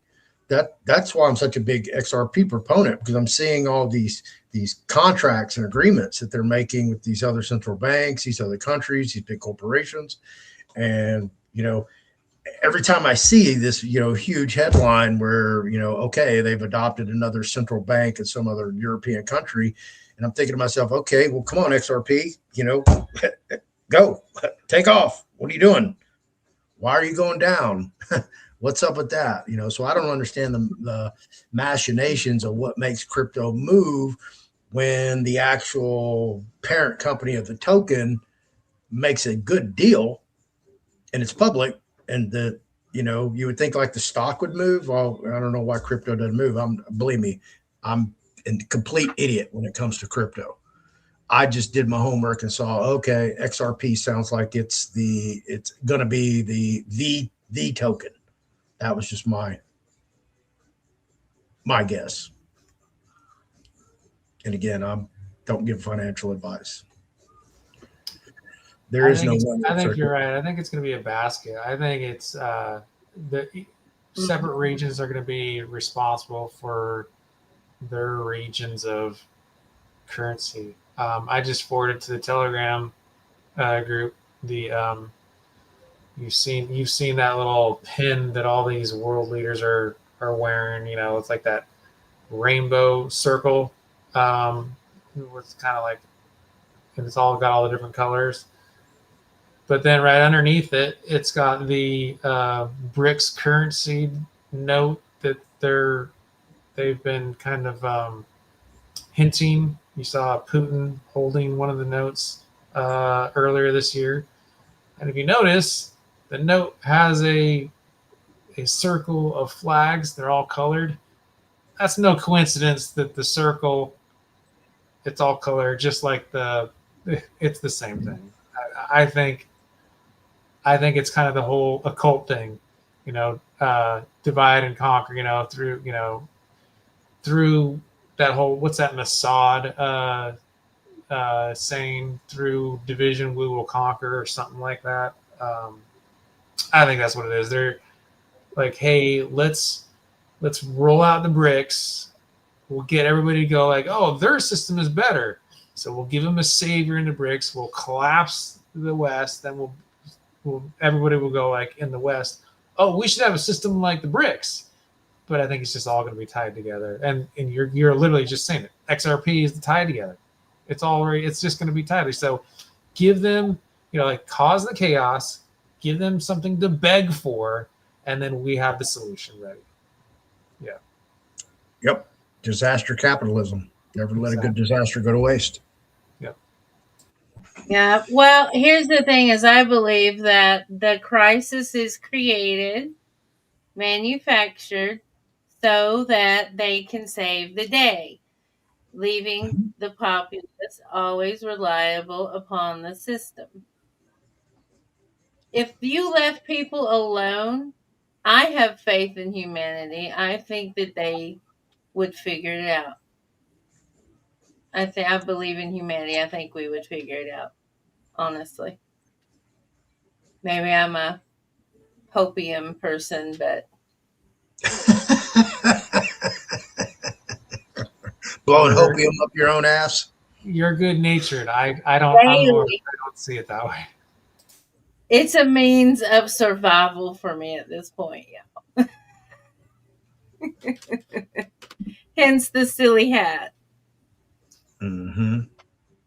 Yeah, things hence get the silly too hat. fucking serious. I'm getting too No, I was old gonna for all use the some serious. I gotta laugh at. I gotta make fun of some of this too. Richard, AI is cracking all kind of stuff. Math problems that haven't been solved in decades. Created 40,000 new psychoactive substances in, what was it, 20 minutes or something crazy. Yeah, and who was the guinea pig for those? Mm-hmm. Yeah. Doge is still running in the background. No, they shut Doge down. That's official. That's a wrap. Doge is DOA, brother. What killed Doge? If you don't know, when Doge went and knocked on the Pentagon door and said, we need to come in and audit the books, Pete Hegseth said, fuck you, get out of here. Nuh-uh. And don't come back. And Doge went, but President Trump, Pete won't let us in. Go away and don't go back? Seriously? Bye, Pete. And that was the end of that. Exactly. Yeah. That was the end of Doge. Why? Because there's 21 trillion unaccounted for funds between the Pentagon and the Department of Housing and Urban Development. 21 trillion. That's 2/3 of the national debt, allegedly, at 37 trillion. So do the math. They can't go in there and expose all those black programs. They can't account for all that money. So, a handful of that went over to the CIA so they can set up everything and run the world. And that's what's going on, folks. There is no Doge running in the background. There is going to be no Doge. Otherwise, Trump would have signed the big, beautiful, balanced budget bill instead of the big, beautiful bill. And what did he do on day one? Oh, I'm going to bring in the New World Order through the all-seeing eye, the capital I, AI, with the Stargate AI project. And I'm going to give it over here to Larry Ellison, second wealthiest man in the world, who wants to create mRNA, personalized gene-edited vaccines and medications specifically for you and your DNA. And he wants all your health data. Bullshit. I hate it. That guy. That's who Trump sat in his Oval Office day one and said, here, y'all speed this thing up. And now they just created the Genesis mission, which is actually Operation Warp Speed 2. Yeah. And they cannot get AI fast enough to become the supremacist alpha AI. And I did a video on this that 6 companies have now merged to create the alpha AI. And you're going to see more because they know they can't do it on their own. And they're going to see all these countries, along with the United States, they're going to consolidate and they're going to create the alpha AI that's going to run the world. He just signed that EO this week. What was it? Wasn't it this week, that EO about the where they're merging all their scientists and AI into one or whatever? That's the Genesis mission. Yeah. Which is Operation Warp Speed 2. What was Warp Speed 1? That was that thing, remember? Yep. That he has still not taken accountability for. Yeah. Oh, and then he just came out this week after he signed that EO and said that 2026 he's going to move from AI to robotics because they wanted that's the bridge. That's the bridge right there. So. Yeah. AI and robotics, absolutely. I just lost it. Never mind. It'll come back. Yeah, so That's basically, my like this year was the AI push, right? Data centers and AI, like what you're talking about. And so Trump said next year is going to be the robotics push. Yeah.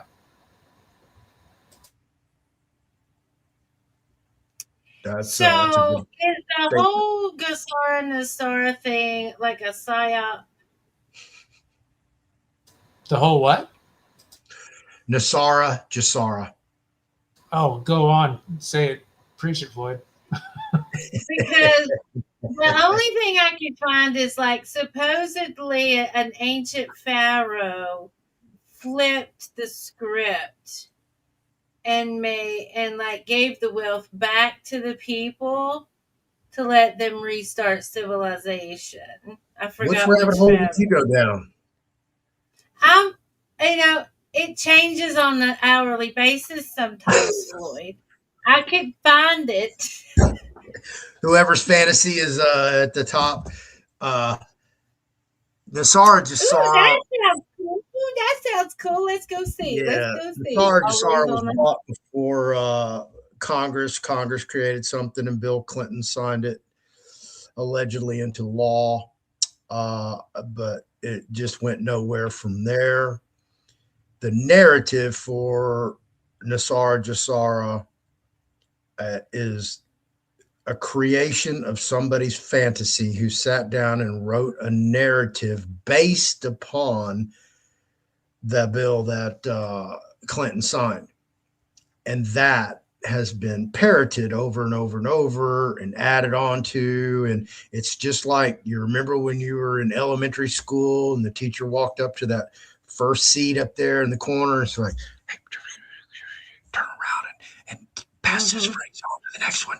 And y'all just keep passing that phrase on in silence all the way back to the end of the room. We're going to see if it's the same phrase. And it's always a different phrase. By the time it gets back to the last student, it's almost incoherent compared to what it was at the beginning. So it's the same thing with this narrative that they've been pontificating with the RV. It's just like the Zimbabwe dollar, the $1 trillion notes that are supposed to be worth $30 to $50 million. You get 1% up front on credit. You get another 9% in 30 days or 15 days. And then you get another 20% after you got your 10% in like 90 days or something like that. I forgot what it was because I don't really care anymore. And then you got the 70% tranched over your lifetime. If you are a certain age as a senior, that you would get more quicker. So when I had a discussion yesterday with somebody, they were trying to tell me, oh, does your 2008 Zims have the AA on them? And I'm like, I don't know. I don't remember. The AA doesn't mean anything. I can pull out a dollar bill that probably has a AA on it. Why? What's that got to do with it? Well, you know what AA means. And he's trying to tell me it's a bond. But they're not. I can't find anything that shows me or tells me that they're bonds. And as you see from this $5 bill where it has a QE on there, oh, is that quantitative easing? I mean, you can make shit up. It's just like you watch these fools connect all these crazy dots. Like they watch Phil Godlewski and he's wearing a Black Bulls hat and he's wearing a Lone Star shirt, and they start connecting all these goddamn dots about the color of his hat, the city, the icon, the mascot, and what he's got on here, what he said, and they're putting gematria together and got this list, and oh my God, it means this, and you're like, where the fuck do you find all the time to put all that together to get that? Yeah. And that's kind of how it is. It's really crazy how this whole narrative has just gotten out of hand. It's just like I said at the very beginning of the show with CMKX. I did my investigation on that, and I can't find not a damn thing, man. These poor CMKX people, man, they just hanging every day being told, oh, yeah, next week, this, blah, blah, blah. And I don't see anything. They're going to get a dime. As far as I'm concerned, they're screwed forever. And it's just, I find the same thing. I've found nothing on the Zimbabwe dollar that they are bonds or that they're worth some substantial amount of money over other Zimbabwe notes. that were issued, in the same denomination around the same time. I've talked to somebody from Zimbabwe, born in Zimbabwe, that came over here and actually worked over at my pain management clinic. And as soon as she spoke, I'm like, oh, okay, you're from Africa. Where are you from? She's like, Zimbabwe. I'm like, holy shit, really? Do you know about the Zimbabwe dollars? The 2008, the trillions are going to be worth all this money. And she just laughed. And I'm like, what? She goes, oh, those just blow down the street in Zimbabwe. That's how hyperinflated their currency was. So, $30 million just blowing down the street like trash just doesn't make sense to me. And I can't find anything in Zimbabwe Central Bank, their website, anything that substantiates any of this narrative that's in the RV. Now, I have people that post stuff in my Telegram from these other Telegram groups or from Twitter or TikTok. Ezra Cohn, JFK Jr., Benjamin Fulford, Nassar Jassara, all these things, and they keep coming out with the same fucking bullshit narrative. Oh, we're going to have 10 days of darkness and, blah, blah, this, blah, blah. Same bullshit they've been repeating over and over and over, but they just change a little bit here and there to make it sound like it's different than it was last week. But it's the same freaking thing. It's the same story. And they just repeat this over and over and over and over. And I remember last year, Holly, on December 23rd, which was my mom's birthday, and that's why I remember it so succinctly. And it was 2 days before Christmas. And she came out because everybody was like, oh, it's going to happen before Christmas. She came out and go, oh, no, it's not going to happen before Christmas. It's going to happen in January of 2025. And I'm like, did you just call it? Did you just call a date? Really? 2 days before Christmas. You just broke everybody's heart for Christmas because they all thought they were going to be wealthy overnight and then told them it's going to be next year. And then, of course, those people make me so mad. It's getting ready to be January 2026, and she's obviously incorrect. And they just been pushing this bullshit narrative over and over and over. And there are tens of thousands of people that fall for this bullshit every freaking day. And it's nauseating, sickening, depraved, and evil. Mm-hmm. I'm going to go there. It's evil now. It is evil. That's why I said, was it a psyop? Because only psyops can be ran this hard. It's like, Pepe the Frog, you should see, that led to ancient Egypt in my occult studies. The Pepe and the meat wars that Trump oh, Lord, I'm claiming the frog back. Fuck it. You'll know when, I've gotten over that hump where I'm making 10 grand a month from social media, because I definitely won't be here in Houston, Texas. My ass will be on an island, remote, living it up. I'll be doing videos from the beach, There's one guy that I follow. He's in Ohio. He is, he's a car guy, and he's talking about running for office. He's got close to 200,000 or 300,000 followers, and he said, big influencers that have big, or influencers that have strong political views. That is not happy with the shit show going on. Maybe they should start running and get crowdfunding, or at least crowd supported. That makes the most sense to me. 3 positions you want to run for, folks: governor, mayor, and sheriff. Those are the 3 top positions. Okay. No, I'm going on 50. Don't run for county clerk. Don't run for district clerk. Okay. Don't run for those bullshit positions. You want to be the top law enforcement officer, the sheriff. You want to be the mayor so you can appoint the police chief. The police chief works for you. You're the mayor. And then you want to be the governor because the chief law enforcement agency in the state works for the governor. That's what you want to run for, and that's a great idea. That they should run. That's how do y'all think I met Carmen, who's running for the 18th congressional district? I was going to run for it because felons cannot run for state office, but we can run for federal office. So I was like, shit, I can do a better job than Sheila Jackson Lee, and I'll probably make some headlines because I'm a 3-time felon running against this knucklehead. So let me go see, and boom, I look up Carmen, and I'm like, holy shit, how did the fuck did she lose to Sheila Jackson Lee? I mean, this is like a diamond compared to a pile of dog shit. It is what it is.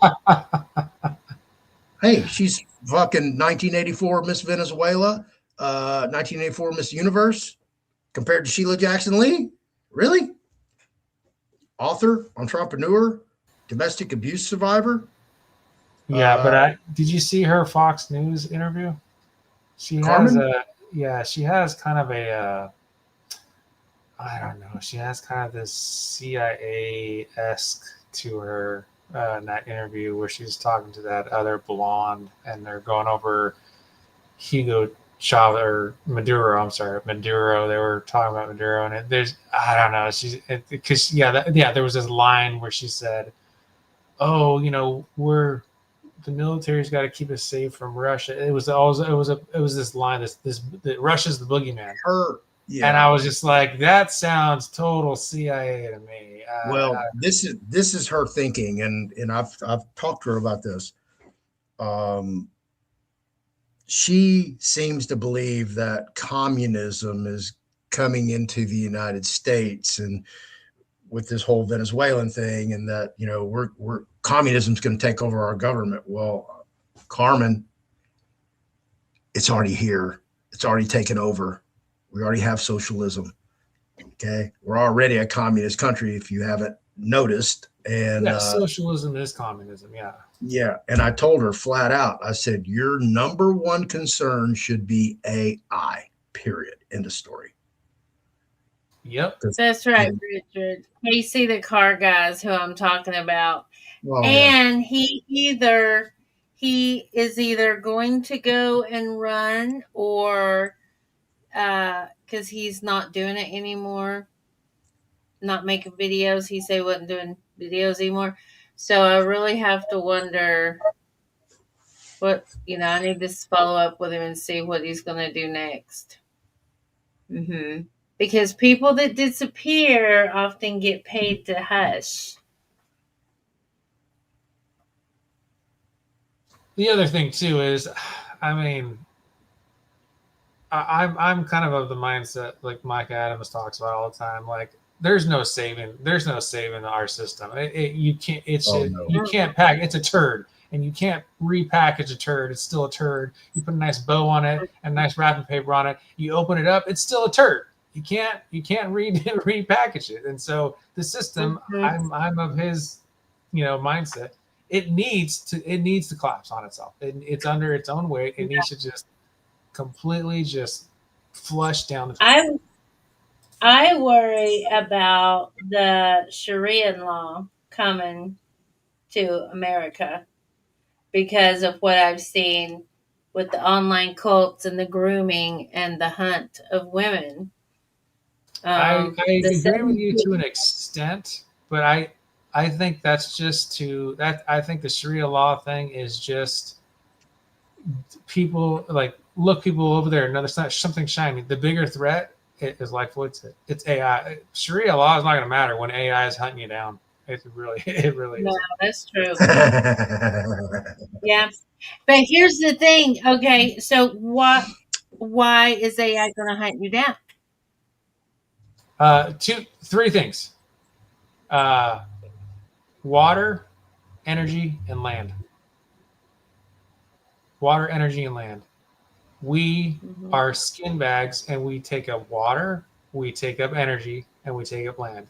Those are the 3 sources that AI needs. It needs water for cooling.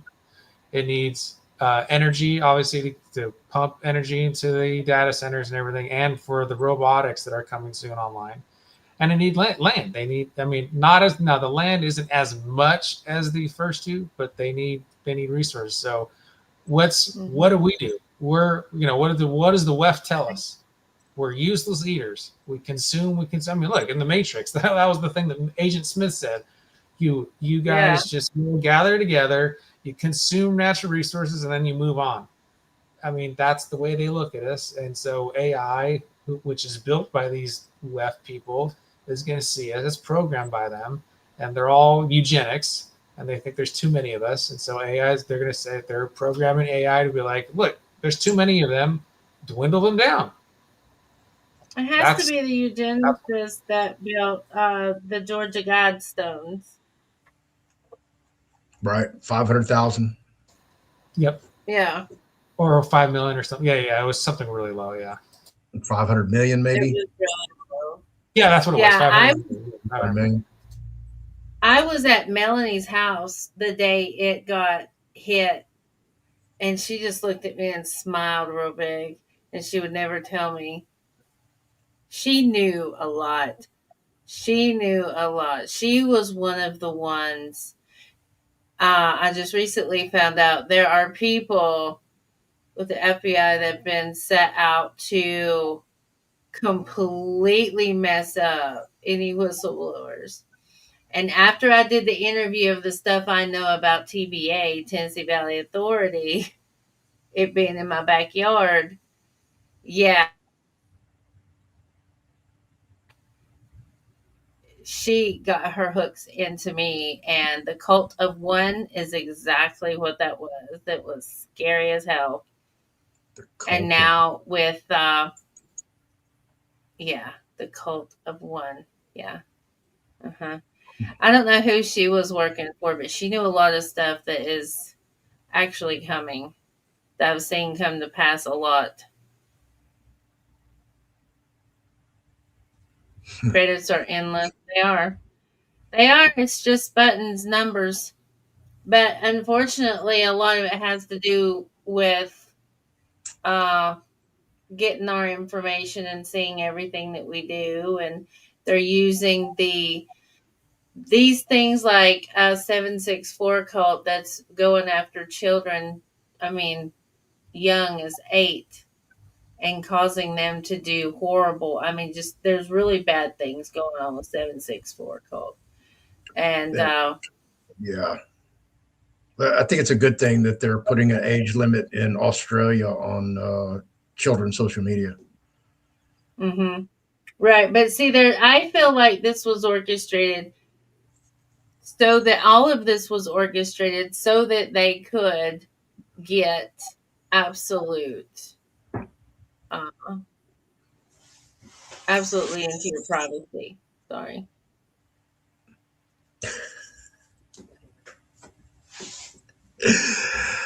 That's all right.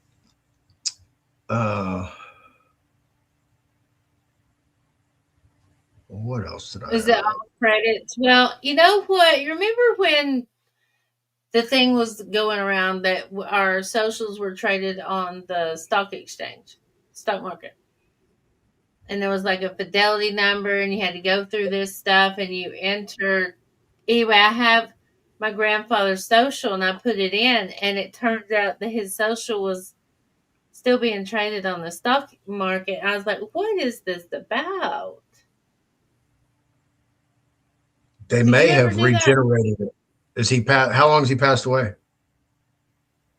83. 83? Yeah, they probably regenerated it. So it belongs to someone else now. Mm-hmm. That's being traded on the stock market. Yeah, it's been what, 40 years, 40 plus years. Yeah, well, I'm like, but people are being traded on the stock market. Yeah, I've seen my Fidelity CUSIP accounts. Let me rephrase that. It was when I did my certificate of live birth file number into Fidelity back in 2017. I was able to pull up over 12,000 CUSIP accounts. I opened up about 3 or 4 dozen of them. Not one was less than $50 million. And they averaged probably around 70 to 80.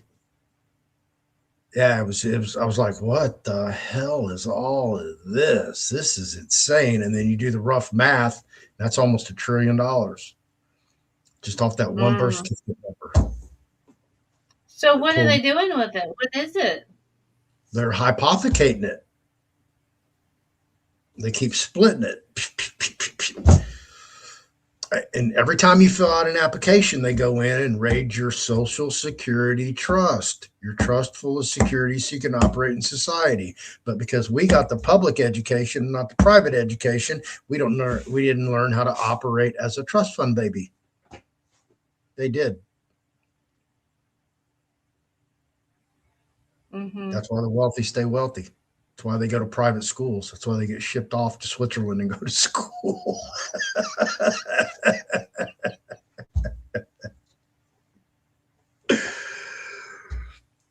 So, yeah. And, I can't find anything to show that the birth certificate's actually, worth some money that somebody's going to get paid back on or anything like that. You have to look at it like this. Since they stopped, since the Emergency Banking Act of 1933, the Coinage Act of 64, and then the repeal of the gold standard, that it's all just, it's just like this napkin, except it has some words on it that people accept as a promissory note. And that's all everything is. It's a stock, a bond, a check, a draft, a promissory note, a note, a voucher, a coupon, a remittance. All those are securities. It's the same thing. It's just a piece of paper with some specific verbiage that somebody presents and somebody will accept as face value or at a discount, right? That's how it works. It's not backed by anything. I can't just literally I can't take a US dollar. I can't take a Iraqi dinar. I can't take a Zimbabwe dollar to anything, any person or any entity and redeem it for a precious metal unless I'm buying the precious metal from a store at retail or wholesale. That's it. Right. So it was all, so it's true. It's just nobody knows how to operate in the private. Nobody's teaching how to operate in the private. People do know how to operate in the private. Mm-hmm. It's just they don't share it and they can't share it. Believe me, you start sharing this, you're going to get a knock on your freaking door and they're going to shut your ass up. Absolutely. You can't put this stuff out in public. It's just the same thing with these motors that run forever. As soon as you try to monetize it or patent it, that's a wrap. They're going to come take it away from you. Mm-hmm. Mm-hmm. I do have a patents I covered. All the patents I covered that make you think different things, feel different things, act a certain way. Since the 40s, active heavy since the 60s. And that's just what's public. Yeah. Because once it became public, they went and patented it to protect it for another 7 years, if not longer. Yeah. And remember, we're 25 to 50 years behind on what's going on in the deep underground military research facilities.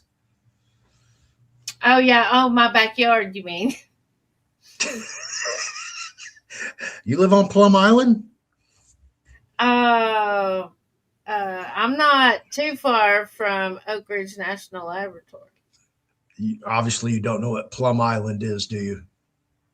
It's where they made the Lyme disease. Among other things. And yes, when I say other things, yes. Yeah, they're making things there, things that you would not recognize as any living thing you've ever seen. Be like, what the fuck is that? Watch the Y-Files episode on Plum Island. Oh, yeah. Actually, they did an insert in Wired magazine, and I used to have a subscription when I was in prison, and I remember, reading it, and I remember looking at that page and thought, oh, this must be for some new video game or something. I just went by it. couple months later, one of the guys in my little mastermind group, he brought me that page torn out. He goes, Floyd, check this out. And I looked at it, and I really looked at it, and it looked like a pig, except it had legs going all the way down the belly, the abdomen, that looked like a shrimp legs, but it wasn't in the full shape of a pig, because, you know, a pig's pretty solid all the way across. This one tapered like a shrimp would. It didn't really have a shrimp's tail. The face wasn't a pig's face. It was kind of a cross between a bulldog and a pig. And then on the side, stamped in the purple ink that they used to stamp on sides of beef, it said property of USDA. So they're making chimerics. They're It's the making real Dr. everything. Moreau. Yeah. Oh, absolutely. They're crossbreeding anything and everything, you know, of course, to make super soldiers, super entities. And then, you know, Tucker just interviewed this gay guy who said that they deliberately opened up the portals and allowed demons to come into this dimension. Oh yeah, I saw that. Yeah. Thanks, guys. like we don't have enough of them running around here in the human body, and They're you know, bored. They're so bored. They're just bored. They've been bored with too much money. yeah. Oh,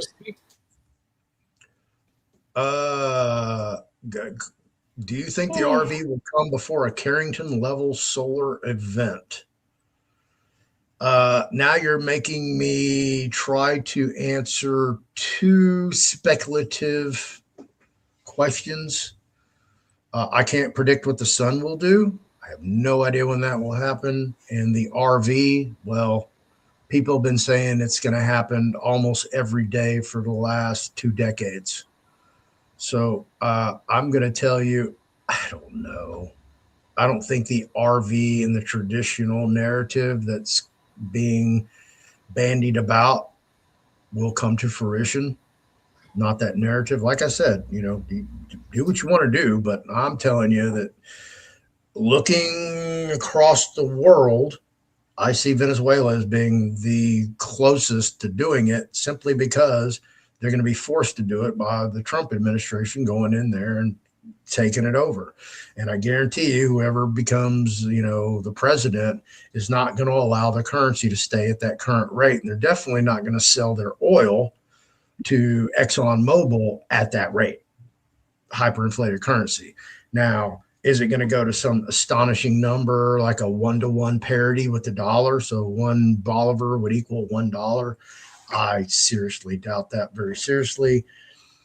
I think it will be on a fraction, something similar to buying into Shiba Inu or Doge back when they were like highly fractionalized. So even if you come in at 1/100th of a penny or 1/1000th of a penny, and you hold a lot of Venezuelan currency, you're still going to make a nice little profit. You know, I don't know if you'll be retirement wealthy, but you'll still make a nice profit. That's just my opinion. And yeah, the ones that figure it out and get the Federal Reserve black card, they don't talk. No, they'll get their card taken away from them. And they're definitely not out buying Lambos and Ferraris for God and everybody. But I've been told, I went to if anybody knows who Rorik is, I went to one of his seminars. He used to hold them. 4 times a year. Then he went to once a year. This was before COVID, and he held them at the Omni Hotel in Katy, Texas. And I actually went to one of them. I didn't participate in the seminar. I went there the first day when everybody was getting there and they were doing all the introductions. And then I went on the evening of the last day on a Sunday, which was Rorik's birthday. And we all went to a Mexican restaurant across I-10 and had a big birthday dinner. And I sat across from Rorik and talked to him and picked his brain. But I was told that somebody that was attending that seminar had a black card. And there was one guy there that was, if he had the black card, he was like not trying to keep it a secret, because that guy had on, you know, gold diamond necklaces, earrings, watches, bracelets, rings. I mean, he was just bling the fuck out. I was like, oh, okay. So she didn't tell me which one. She didn't point fingers, but she just told me that there's somebody here, and he would be the obvious choice. But I personally have never seen a black card issued to anyone. You know, I've heard the rumors. Todd Dool says he saw Gene Keating's black card, that Gene Keating had one. I've never heard that Gene Keating had a black card, but, you know, that could possibly be true. And getting back on Todd Dool,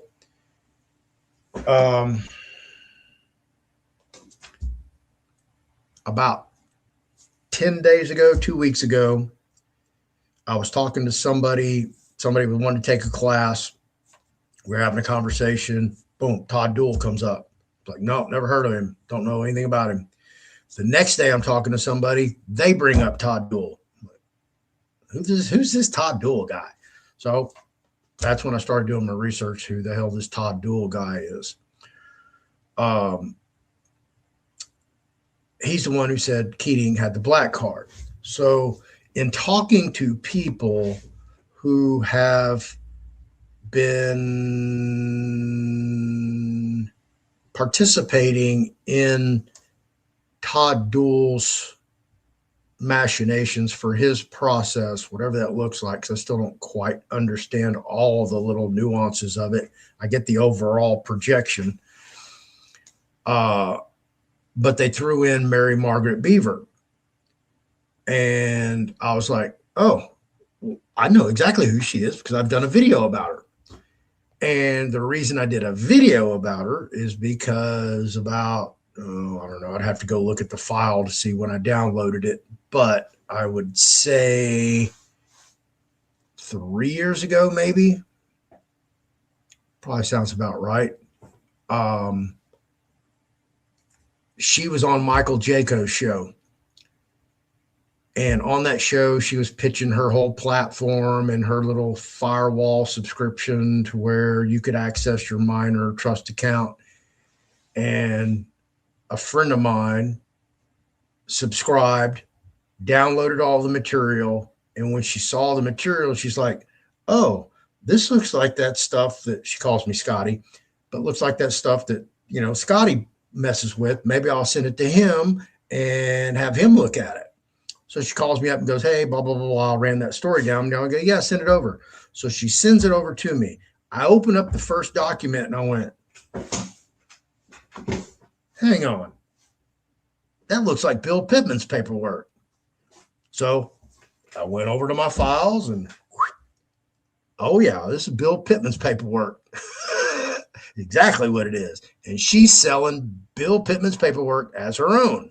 So I called her out about it and did a video. It's like, hey, why are you selling Bill's shit? You know, what's up with that? You know, Bill gave it to me for free, told me all about it. I know the whole story. I've reiterated the story multiple times on my show. So I found that, you know, this isn't her process.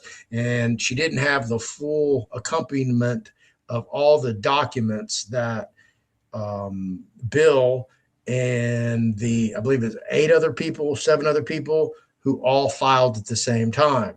Now that idiot who used to stay with me, once he found out that I had all that, he just dove right in and created his own Telegram, did 50 different Telegram rooms, one for every state. I mean, I was just looking at him going, bro, you're going to regret all that. I promise you, you're not going to handle 50 freaking Telegram rooms. Believe me, I've got about 10 of them and I can't manage 10. So I don't know what you're going to do with 60 of them. But anyway, he managed to find 2 more sets from 2 females. I have them somewhere. They're in my garage. I have to go dig them out because my files are still a wreck from last year when my house flooded. But the full accompaniment wasn't in there, but portions of Bill's documents were in this package that she had.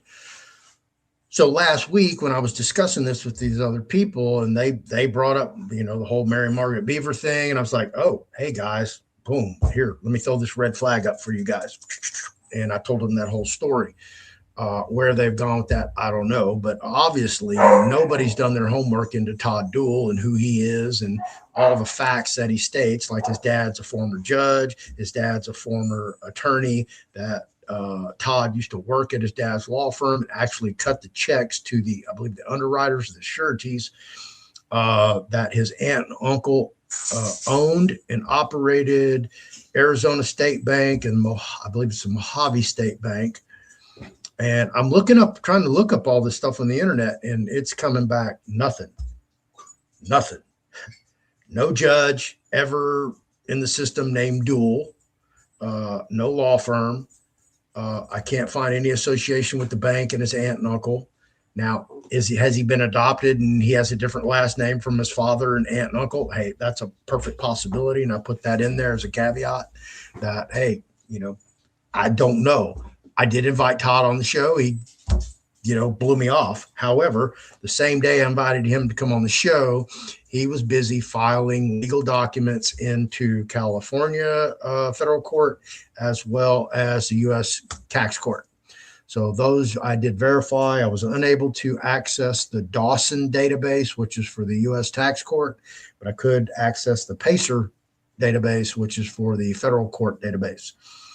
So everything that I've looked at, the trajectory of his legal acumen from the time he was fighting an incarceration for basically terroristic threatening to kill somebody at Pennymac, and he got locked up, and he was trying to get out of that circumstance with a Title 28 USC Section 2254 writ of habeas corpus challenging a state custodial conviction.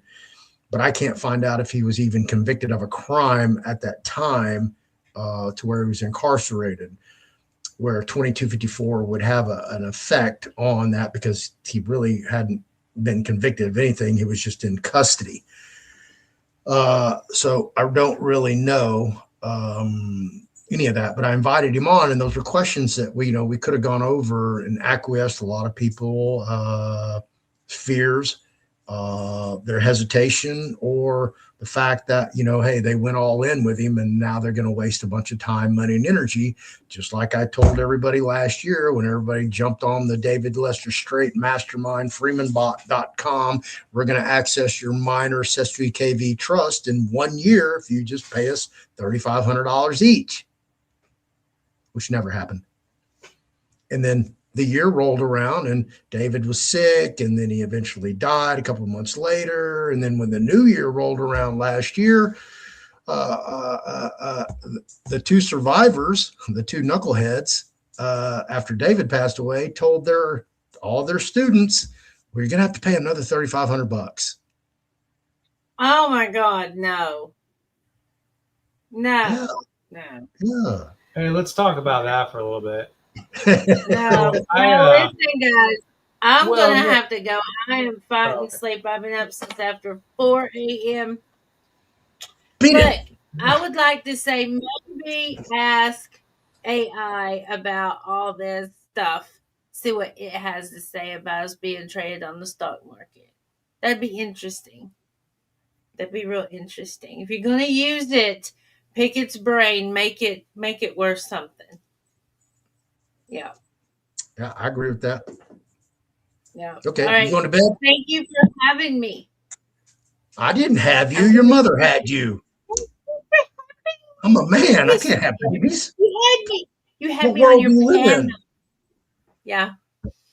Good night, you guys. All right. See you later. Later. Bye, Buffy. That's Jevim. She goes by Occult Examiner over on YouTube. So go check her out. She's over there bullshitting all day, every day. She has morning tea. So if you're up early enough, unlike me, go check her out. And then now they are, the last thing they did was a live trust, I guess, class in Minnesota. I know what you're talking about. But what I was gonna what I was kind of going with that is like, let's talk about the risk. So there's, I know several people who, because just for pure, disclosure, that I came out of that camp. Ah, that's the camp that I came from. That's where I kind of had my first dipping in the toes of this whole movement. That being said, was that prior to the masterminds or before you jumped on the Davis Strait caravan? No, prior to the mastermind. Okay. I had, so it was 2020 when I was kind of opened up the door to this realm, and it was through obviously seeing his videos. But that being said, I actually even talked to him a couple times on the phone. I like him himself. He helped me out with some paperwork, and I know some other people who as well who were who had known him roughly around the same time. They were the ones that, hey, listen to this video, listen to this, all this kind of stuff, So right. But when the whole thing happened with him this year, I guess, right? Yeah, it was this year that he passed away. Yeah, March, I believe. Yeah, everybody who who initially introduced me and some of the Telegram groups that I was in, they were like, man, what do you think? Everybody was asking the same thing. Maybe it was just me, but that's what I'm saying. Let's touch on that a little bit, because I want to hear your opinion on this.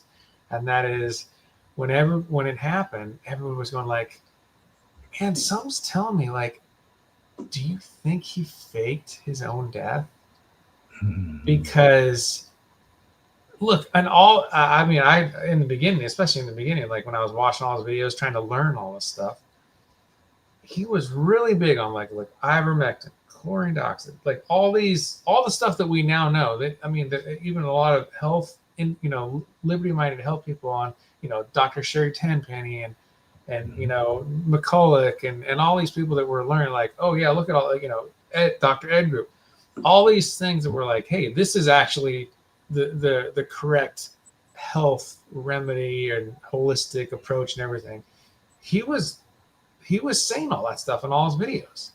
And so what people were saying when it happened, they were saying, if he knew all this stuff, how did he die of cancer?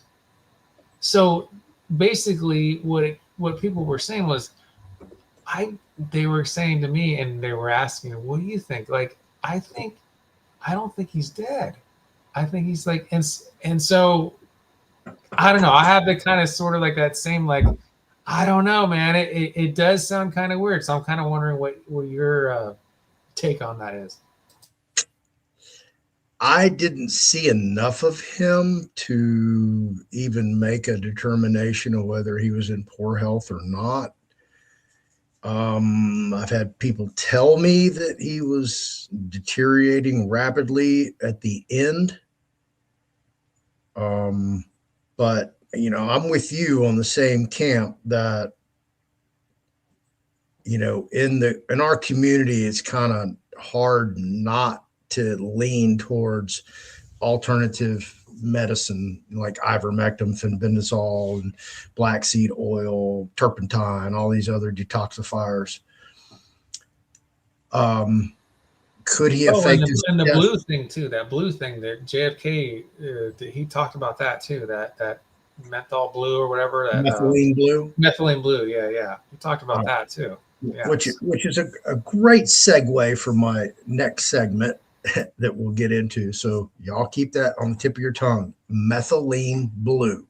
We're going to talk about it tonight after this. So I think it's extremely possible. And I'll tell you this. In 2023, February 2023, when I went to the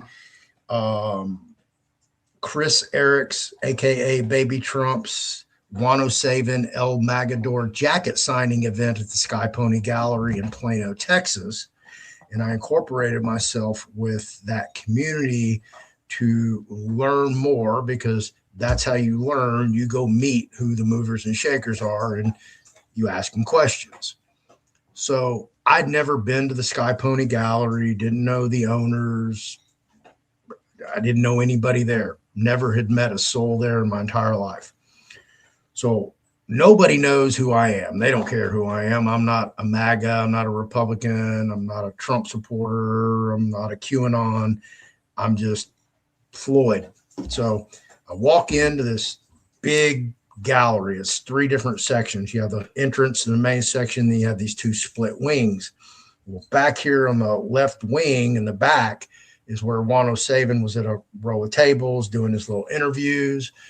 Then there was a little seating area. Chris was walking around there emceeing. Then they had a little kind of like a deli set up where you could go make you a plate. And then, of course, they had the fully stocked bar and bar back that belongs to the actual gallery. And Doug Winters, the owner, he was bartending. Kiki was pretty much running the front. And then Chris was emceeing everything. Juan was up here signing. So when I walked in, I walked up and I sat on a tall bar stool up against the wall so I could look to my right and watch Juan. I'm just pretty much looking at Chris right here. He still doesn't know who I am, even though we've spoken on the phone. I can see the audience. I can see the bartender over here, Doug, and I can pretty much see everybody who's coming and going and just be a wallflower and see who's who. So as I'm sitting there just, checking things out, this guy walks up to me and it's like, hey, check this out. And he pulls out his phone and starts doing gematria. And after about, 20, 30 minutes, I'm like looking at this dude. I'm like, who is this guy? I didn't know who he was.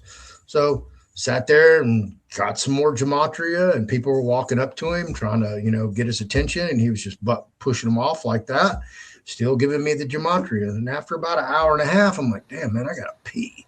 What is that, by the way? Gematria? What? Gematria is where it's like numerology, where each letter of the alphabet has a certain numerical character attached to it. Oh, okay. When you spell out the word, you add up the numbers, and it comes to a total sum. And then you take other words that have that total sum, and you put them all together, and they start connecting all these dots. And got it. Yeah, it's really crazy how it all works out. And I haven't researched that anyway. So after an hour and a half, I was like, man, I really got to go pee. I'm going to give this guy another 30 minutes and see where this goes. Well, when I originally came in, you signed in, and because I think they were giving away a raffle or something, but they gave you a ticket number that was your number in line to go see Wano Saban, to ask him a question, whatever you want, or sign your jacket, whatever. So I didn't even pay attention to that. I didn't care about Wano Saban. I just put it in my pocket, and I didn't even want to talk to him. But somebody knew I was going and asked me, hey, will you ask Juan this question? I'm like, yeah, sure, no problem. So I wasn't in any big hurry to talk to Juan. So I ended up sitting at the bar. But 2 hours popped up, and I'm like, oh, man, I got to pee. And I looked around like that, and I was like, whoa. And within that last 30 minutes, I had a semicircle of women sitting in chairs, just all entranced to this tutorial I was getting on gematria.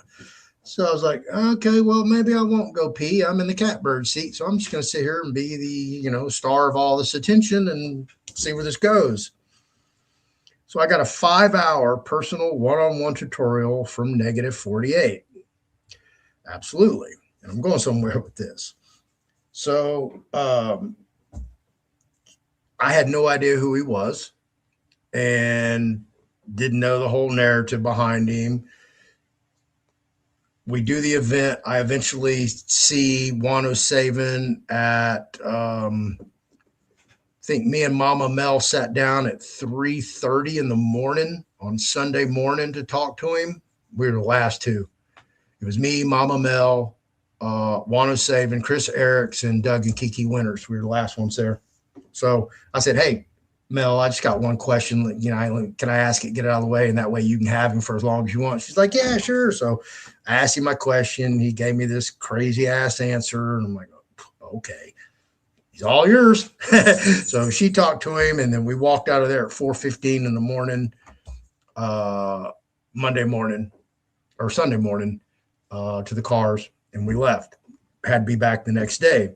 So the next day, people are texting me and emailing me, and they're telling me all that, Wano Saban's a fake. He's a man in a fat suit. Is he JFK Jr.?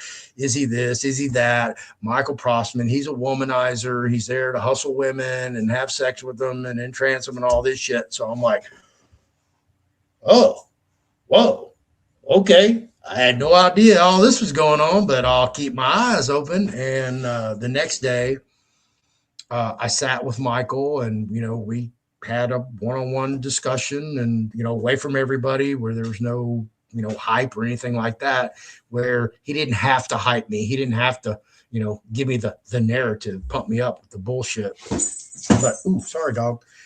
He told me all kind of crazy stuff that is still unbelievable today. But he allegedly passed away, I think it was like a year and a half ago. I think it was July of 2024. He was living, when he went to Dallas to do the Dealey Plaza, where he said that JFK Jr. was going to reappear and all that bullshit that never happened. They never left Dallas. They all stayed there. They abandoned their families. Yeah, they abandoned their jobs, and they all stayed in Dallas. And I was like, y'all did what? There you go. I go, you got a wife? He's like, yeah, let me show you my wife. And he showed me his wife, and he's got this beautiful, gorgeous wife. And I'm like, how long have you been in Dallas? He goes, since November. And I was like, why? Why aren't you home with your wife? And he's like, because this is my mission. And I'm like, okay. So I never saw him womanize. He had ample opportunity to do that. So that got flushed right down the toilet. That never happened. I never saw any inclination that he was a womanizer, or because of his stature, position, notoriety, whatever, that he could have taken advantage of these women. And I didn't see that at all. Wano Saban, he's definitely not a man in a fat suit, because he's wearing cowboy boots, jeans, like Wrangler jeans, belt buckle, a Western shirt. He had on an El Magador jacket and a felt hat, albeit it's February in Plano, but yet still, if you were in a fat suit, you'd be sweating your balls off. You'd be drinking water all day, all evening. That guy sat over at that table, and if he wasn't at that table, he was walking around on the other side of the gallery doing a live show with David Nino Rodriguez, because I was over there chilling with a friend of mine, and he was over there walking around while we were sitting there talking. And he remembered that when I called him out on David's show. So I didn't see any of that. So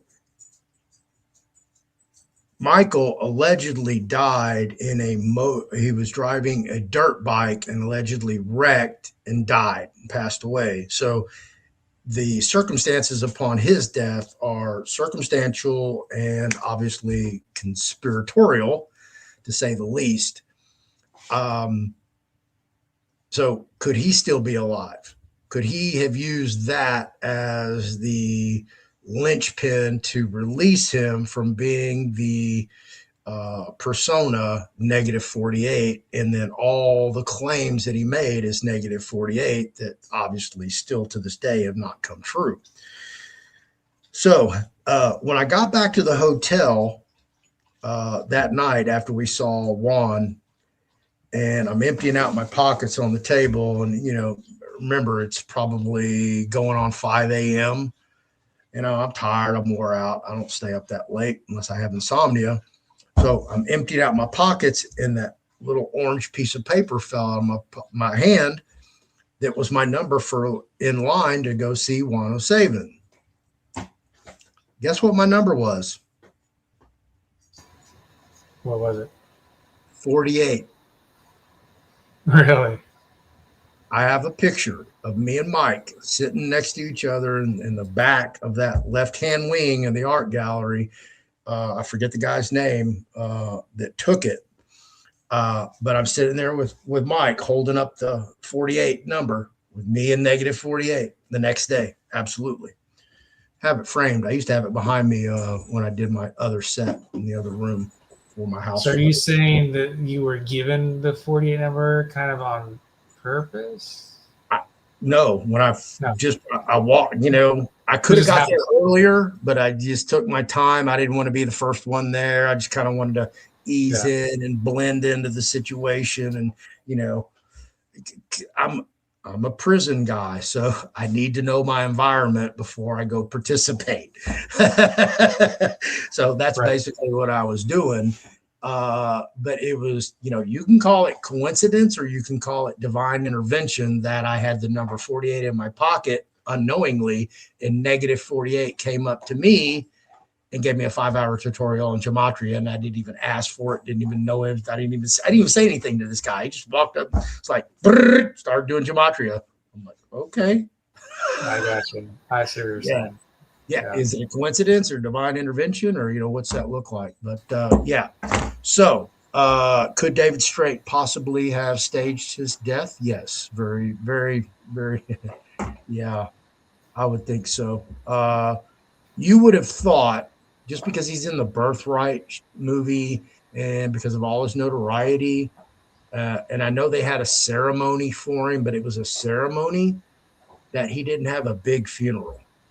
Yeah, it was very close. Like, and the other thing that that I've seen on some of the channel is, I mean, there was no pictures, and then there was one picture released on one of the people that operates one of the channels that he used to operate, and they said, "Oh, we heard rumors swirling that he's not dead," and so they released a picture of him. Like, here's a picture of him, when he was in hospice.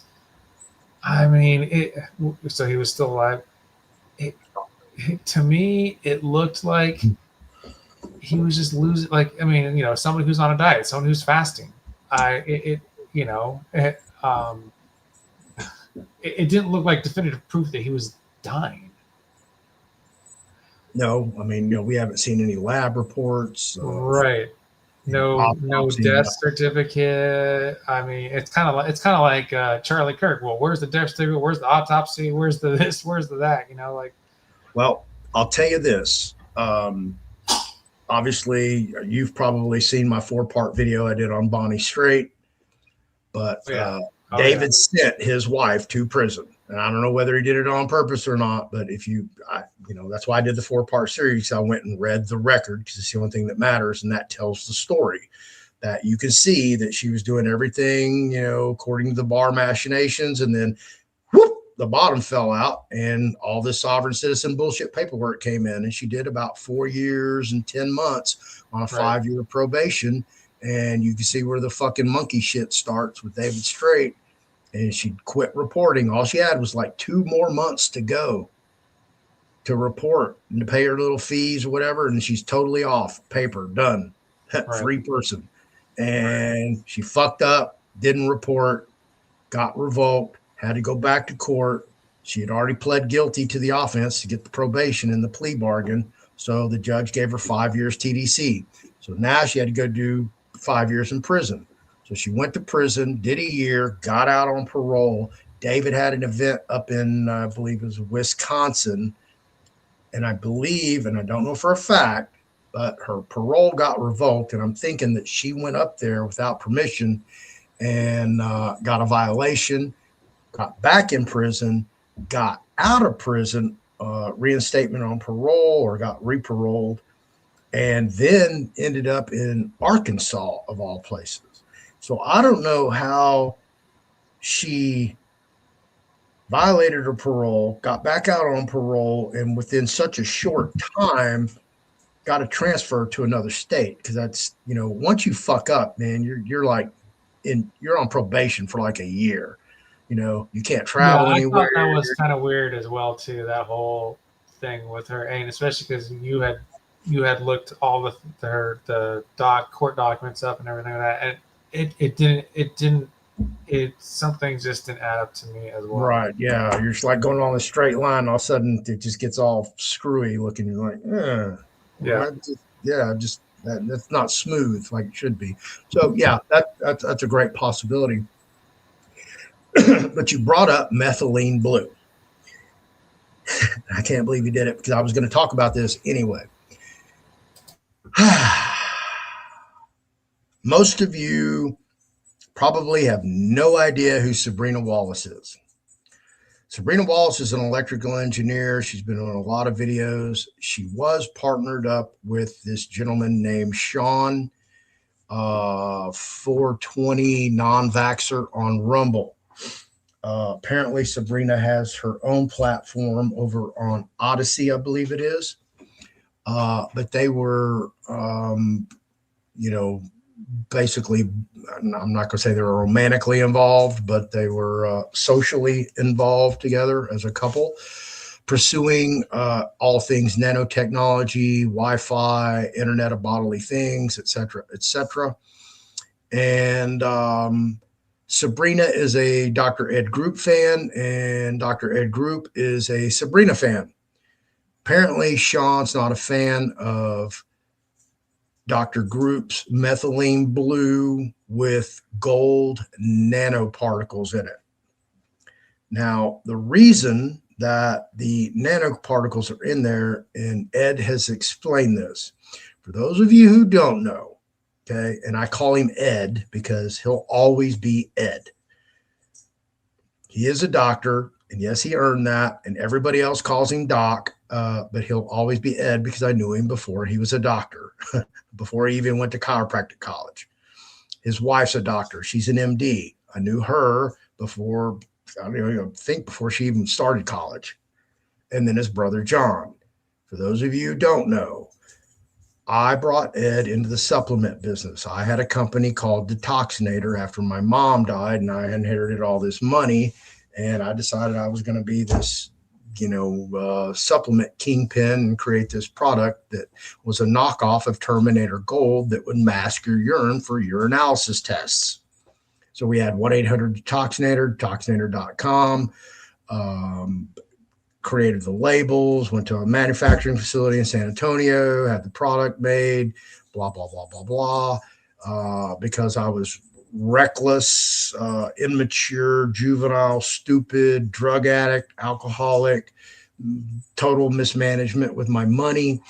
I became a co-sponsor with Budweiser for the Bob Marley Festival, which cost me a shit ton of money and basically broke me and the company, trying to survive that mistake. But I needed money, and I went to Ed and John, and they bought into the company, the concept. And I spun out, I couldn't get it up and running. And Ed and John were both going to chiropractic college. Ed was dating Daniela by then, his now wife. And I just, spun out on drugs and alcohol, eventually got so bad on crack that I put myself in a position where I had a shit ton of money, cash money. I just couldn't readily leave at that minute to go get it, to bring it back, because I didn't trust myself that I had my best friend hold on my money, because I knew if I had it, then I would just go spend it. Just like, okay, I want to go get some crack, or I want to go do whatever, and I'm just going to go grab some money and go do it. So he was my buffer, like my fiduciary. So I couldn't leave, and the person that I had borrowed like $300 from to buy some cocaine, he was like calling me out. I want my money. I'm like, bro, I told you I got plenty of money. I just can't get it right this minute, but I got it. And he fucking went ballistic on me. And I was like, fuck, man, last thing I need to do is get fucked up or fucked over or something behind some bullshit drugs or stupid ass little minuscule amount of money. So I was dating my baby mama at the time. And when I left there, I had to go to her to get money because I had money at her house. And when I got there, I'm high as a fucking kite, been up for I don't know how many fucking days, lying to everybody about everything. And of course, went and got my money to pay this fucking knucklehead. And I proposed to her. I said, will you marry me? She said, yes. And I was like, good, because you're going to save my life. And that was what got me out of all of that. She was, she meant enough to me, and I listened to her enough she could semi-control me enough to where I got out of all of that. fucking life. Crazy life. Where was I going with that? I hear you. No, well, you were trying to connect us to the methanol blue. Oh, yeah. Back to Ed. Okay. So we all used to hang out. We all used to party together. So anyway, I spun out and Ed kept going. Ed was, he didn't even have to learn all the information that he was about the body to be a chiropractor, but he was just fascinated with it. And he was just like, he was tripping out, free adjustments, but that wasn't his deal. He was telling you all about your body as he was adjusting you. And it was real interesting. And he kept going with that. And he kept going with the supplement game. He created his own supplements. Ed, God bless him. He travels the world. Okay. He's not doing this for the money now. He doesn't need the money. Believe me, he could have retired 10 years ago, easy, and still travel the world and never have to worry about anything. He's that wealthy. I know that for a fucking fact. So it's not about the money. Obviously, it's not about the fame, because you don't see him on everybody's show, whoring social media or all this. He hardly goes and does speaking engagements anymore, just because of what he's doing with his entire life. He now has a foundation, all this other things. But he literally, when I talked to him last year, he was going to India. He was going to India to look at different herbs. So when he does find a particular product, whether just say a plant, okay, black seed oil, okay. So he finds the most oldest organic ancient black seed oil farm in, this is all theoretical, I don't even know where one's at, but I'm just going to say Indonesia. So he will travel to Indonesia. He will go to that farm. He will meet the people who own it. He will check their product. He will take their product, ship it over here in the United States, have it all tested and broke down. So if it needs more nutrients, he will supply them with the nutrients. If they need water filtration, he will supply water filtration. He will assist them to bring them up to caliber to his standards for his product so he can sell. That's what Ed does at globalhealing.com. I'm not an affiliate. I don't make any money for saying that. Okay. Not a penny. If I want to become an affiliate, I'll become an affiliate. All I got to do is call John, his little brother, and I can become an affiliate. He's the one who does all that. So I can make shit happen. So the whole premise behind Sean and Sabrina is the, I'm trying to think of the physical name that they use for it. It'll come to me in a minute, but it's the nano particles in gold. Ed got that from reading white papers from all the big pharma, how they were taking their medications and giving it a better delivery system to the human body or to whatever entity they're giving it to. Mycenomal, I believe that's it, mycenomal, where they're using nanotechnology as a delivery system to get the product into the person that needs it or the animal, whatever. So all Ed did was just emulate what Big Pharma's already doing with his products, because it's an efficient process to do it. It's the most efficient today. And I'll show you something here in a minute that nobody's really caught on to. I caught it today and I sent it to Sean. Just like, hey, bro, check this out. I'm familiar with what you're talking about, the mycenomal or whatever. Mike Adams interviewed Dr. Ed Grubin, and they went over this. So yeah, I'm familiar with what you're talking about. Yeah. Okay. That's not why he got locked up for filing. Chris Hauser got locked up for filing UCC1s. He did file them. He did lose one case. He had to pay $15,000 for the retired Captain Stevens, I believe his name is. And we're talking about Todd Duell. That one is still kind of in limbo, so he could possibly lose on that. They did not file charges on him for filing the fraudulent UCC1 liens. They got him for threatening to kill people at Penny Mac, which is I think a mortgage refinance company or some service company, something like that. I don't know the circumstances behind that. A lot of these documents I can't read to get the full thing or the full narrative, or in his complaint, he didn't put any of that in there where I can read it and go, okay, this is what he's in there for, and, or whatever. It doesn't exist. So anyway, back to the methylene blue. So Ed just emulated what Big Pharma is doing, which, anybody would do.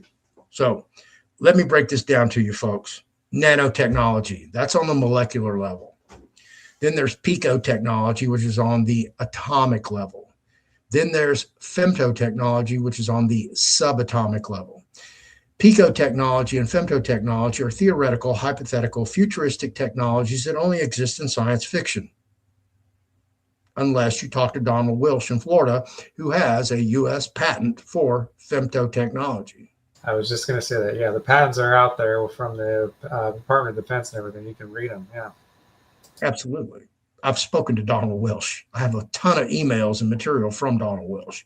I actually turned Ed on to Donald Wilsh and femtotechnology because all the researchers and scientists overlook it because it doesn't exist. It doesn't exist, but it does. So not only does it exist, let me show you where it exists. And I stumbled onto this. Oh, it's operable for sure. Yeah. It's operable. That's already in operation. Yeah, well, I wanted to show you this particular product. There we go.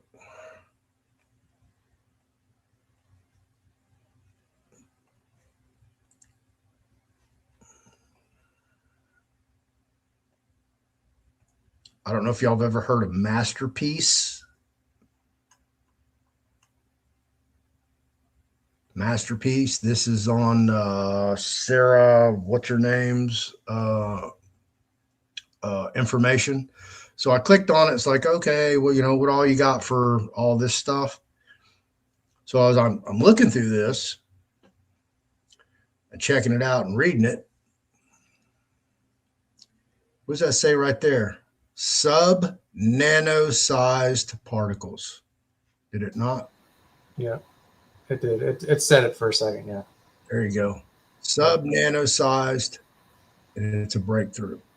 So when it tells you it's sub-nano, it's either pico or femto technology. I find it interesting that it says like that's a patent that Mike Adams has for cleansing out your gut with zeolites from nuclear fallout. If you have cesium-135 poisoning from nuclear in your digestive tract, he patented zeolite. So it's kind of weird that she has zeolites on her website because he goes over that. He goes over that a lot on his thing that he patented the zeolite cleanse. I don't even know if he called it a cleanse, but it's a zeolite. Basically, it clears your digestive tract from cesium-135 poisonings that is a result of nuclear, ingestion. That's interesting. And this is Global Wellness Forum. And these are some of the topics they talk about. And obviously you see that's a little dated. They haven't kept up with it. But I am enrolled. I've yet to start my class to become a certified natural health coach through Dr. Group's curriculum. So eventually I'll start that and become a certified natural health coach. Very cool. How much is that going to cost you? Because I'm buddy with Ed, I got an early Christmas present. Oh, nice. There's a lot going on with Ed and myself. It's just he's so scheduled out in advance. Just I guess he's got a personal assistant or something. I don't know. That it's hard for us to catch up with each other. So we do a lot of texting back and forth, emails, voicemails, stuff like that. So you had a bad experience with Masterpiece as well at the company. That sucks. But anyway, so that's the story. Now, Sean has been real, well, he's, ruined his social media. I'm not going to say ruined, but definitely jilted Sabrina Wallace behind that. So there's another entity out there who has a AI wellness thing with digital twin, and they have used Ed's speaking engagements as part of their promotion for their product. Sean is assimilating those two entities together as one, working in conjunction when they're not. Ed was gracious enough to leave me a voicemail on Thanksgiving Day where he discussed all this. I actually sent that recording to Sean, and Ed is saying, hey, I'll come on his show. We can have a debate, talk about whatever.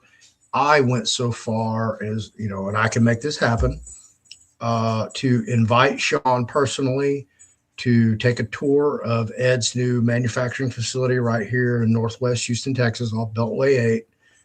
And I'll get him, you want a face-to-face, you want a meeting, you want a private meeting with Ed, you want to meet the CEO, Julio, you want to meet Lars, who's over all the global health education.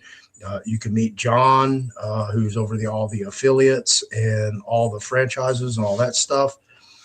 You can meet the whole group. We can get on a big Zoom and we can hash this out like adults and have a meeting of the minds, and they can break everything down for you. And Sean just refuses to acknowledge anything that I send him. All he does is just send me back links and videos and white papers, and I don't get anything as far as verbiage as like, no, I won't, or yes, I will, or thanks for sending me that, or nothing like that. It's just he keeps sending me the best of his material to try to foo-foo Dr. Ed Group and Ed Group's products. So I'm trying to broker that deal. And if you have any issues with any of Dr. Group's material, his products, anything like that, and you feel you can't get to Ed, or you're just going to get lost in the ether, let me tell you, Ed has built his company from the ground up. He's done it. It's his company, and he has a good name. He wants to keep his good name, and he's going to protect his good name. So he's willing to talk to anybody.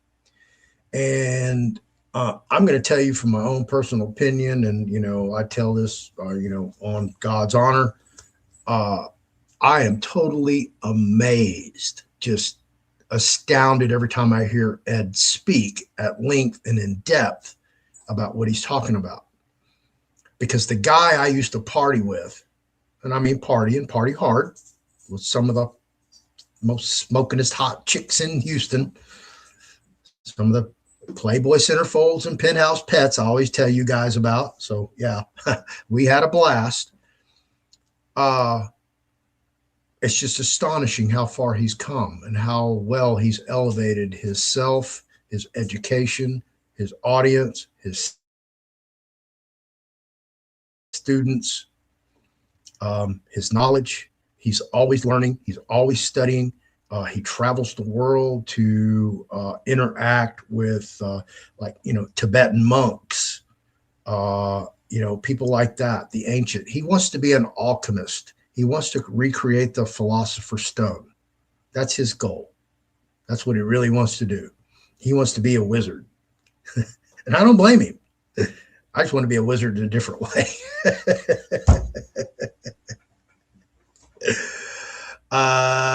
Sean SGT. No, it's Sean SHAWN. He's 420 non-vaxxer on Rumble. And I've invited him on the show. Hey, come on, whatever. Let's knock this out. There's no reason for you to, create all this kerfuffle about nothing.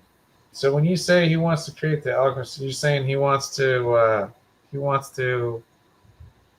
like fountain of youth, like drinking your own urine, crystallized urine thing from the alchemist book.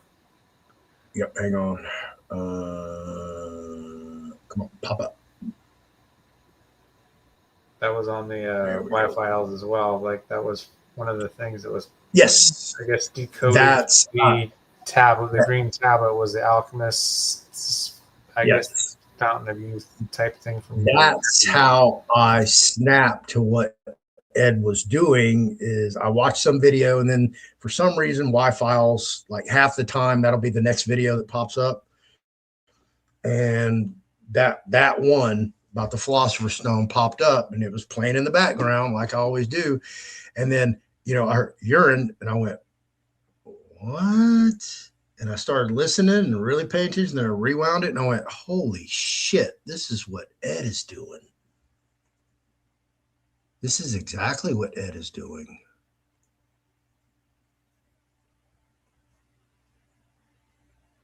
Healing with urotherapy. Heal the body from the inside out. Here's what you'll learn and receive in the Healing with Urotherapy course. 18 video lessons and 9 hours of video content. Join our tribe, access to 24/7 Global Healing Institute community chat and Telegram, which I am a member. Live early access, special guest interviews, and masterclass exclusive with our Global Healing Institute students. I'm part of that. We have one coming up, Wednesday at noon Central on the 10th. That'll be water fasting. He did one on juices a while back. So wait, are you doing some of this therapy? I started doing the urotherapy, but when I saw the Philosopher's Stone video, I went, oh shit, I'm gonna have to have a sit down face to face with Ed and really dig into this, because this is, it works. It really works. So anyway, detox and rejuvenate, experience deep cleansing and regeneration as you learn to utilize your body's natural medicine for ultimate healing, boost immunity and vitality, tap into urotherapy to strengthen your immune system, restore vibrant energy, reverse aging, and restore your youthfulness. Discover how urotherapy can rejuvenate your skin, hair, and overall vitality, heal chronic conditions naturally, learn the science of urotherapy and how to address it, how it addresses chronic disease at its roots, unlock spiritual and physical balance, elevate your health and spiritual well-being through this ancient practice of self-healing. There you go. Learn more about becoming a certified natural health coach. Costs $149 or $179. And again, if I was an affiliate, you would have a discount code, or, globalhealing.com/Fearless Floyd. And obviously you don't see that. So I'm not getting paid for any of this. I'm just supporting Ed because Ed is my friend and I'm very loyal to my friends. Ed has never done anything to, I've never seen Ed get mad at anybody. Definitely never seen him get in a fist fight.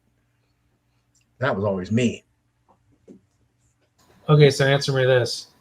Do you think, all right, now we're getting out here. You've seen those internet pictures of like Nicolas Cage, and then there's like an old Civil War picture of somebody from Nicolas. It looks like it's like identical. Yep. And some people are like, "Oh, see, they've lived forever. They're the same ones." But do you think some of these people are urotherapy and they've just lived a long time because of urotherapy? I personally think it's a combination of different things. I think some are clones, and some are Stone. Oh, sorry about that.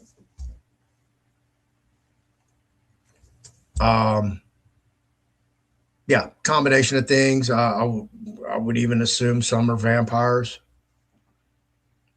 All that mythology, most of it's real. Fairies, gnomes, all that. Serpent race. Yeah, absolutely. Healing with the Ages just went to the conference. Oh, you went up there to Dallas? Yeah, triple filtered, distilled, structured water. Yeah, I mean, he wants nothing but the best of the best because he uses his own products. And why would you, why would you create something that's subpar or half-ass and then use it? Wouldn't you want to go get the best of the best, especially if you could afford it, if money was no limit and you search the world over for the best of the best? That's what Ed does. That's all he's trying to do. He's trying to save humanity. He's this group, the Ages group, Dr. Artis, Dr. Group, Dr. Ely, Dr. Schmidt. Those are the four speakers who spoke. They're all part of the Global Wellness Foundation. Ed told me in his Thursday recording, or Thanksgiving Thursday recording, that he has spent over $1 million in the last 2 years on research to save humanity. Absolutely. And I know personally that $500,000 of that went to one of 30 electron microscopes in the world. It's only 30. And he has one. He bought it. Yeah, absolutely. That's what Ed's doing. So anybody who wants to, denigrate on that and beat him up, because you can go right over here on North Post Oak and you go to his office and you can go, as soon as you walk in, you're going to see his little telemarketing room where it has all the people that fulfill all the orders and take all the phone calls and give customer service. And then if you're let through the door, you can go upstairs to Ed's office and the conference room and all that stuff. But they have all the products right there that you can look at. And they are highly trained, very kind and generous with their time, and very instructive. So if you get over in the Telegram room and you get into that community, you're going to have dozens of certified natural health coaches that have been through this, watched all the videos, participated in all Ed's stuff, and they can answer pretty much any question that you have just as well as Ed or John would be able to. And it's I don't even go over there and try to even keep up with it, until I'm ready to focus on becoming a natural health coach. Then I'll go over there and play in that realm. But until then, I'm just too busy, got too much stuff, and I can't get unfocused on my other things to focus on that.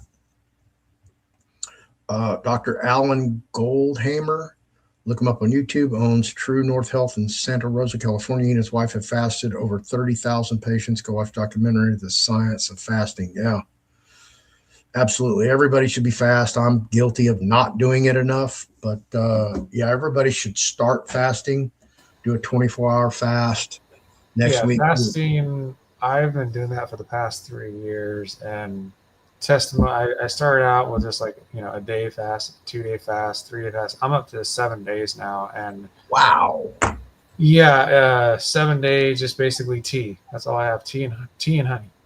That's it. And I do fasting. This year I got it. So the first 3 years I was doing just 1 week for the Passover. Now this year I've done 2 weeks, 2 different times of the year, along with a couple 3-day fasts. But I will say this: the first time you do a fast, a day or two, those are the hardest, because after that, those first 1 to 2 days, the next time you do fast, it just gets easier and easier. The last 7-day fast I did. And I'm not trying. I'm just doing this as a testimony. I'm not trying to say oh, see, I did it. I'm just saying. But the last 7-day fast I did, and I do it with prayer meditation while I'm reading the scripture, and it's just, it gets. When I hit that 7 days, I literally felt like, oh my gosh, I can do another 3 or 4 days. I was just it was, once you get to that, at least I felt this last time, I was just oh great, my it's 7 days. I'm gonna end my fast. But I was just immediately like, I don't feel hungry. I didn't feel like weak or hungry. I was just like, I can keep going. So I know when I do the next fast, I'm gonna push the next one that I do. I'm gonna push past 7s and just see how I feel. I'll probably shoot for 10 the next one, but I'll say this: it really, I encourage everybody to do it. But my health, that like your energy, like it's just this different thing. When you get that, and there's no way to describe it other than other people who have done fast. They know probably what I'm talking about. But you just get onto this new level of energy and health that you've never thought about before. Yeah. So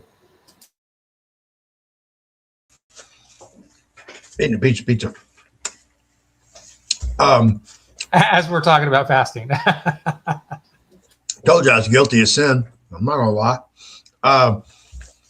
If you Jack D, you can only have distilled structured water. Anything else, you're not fasting.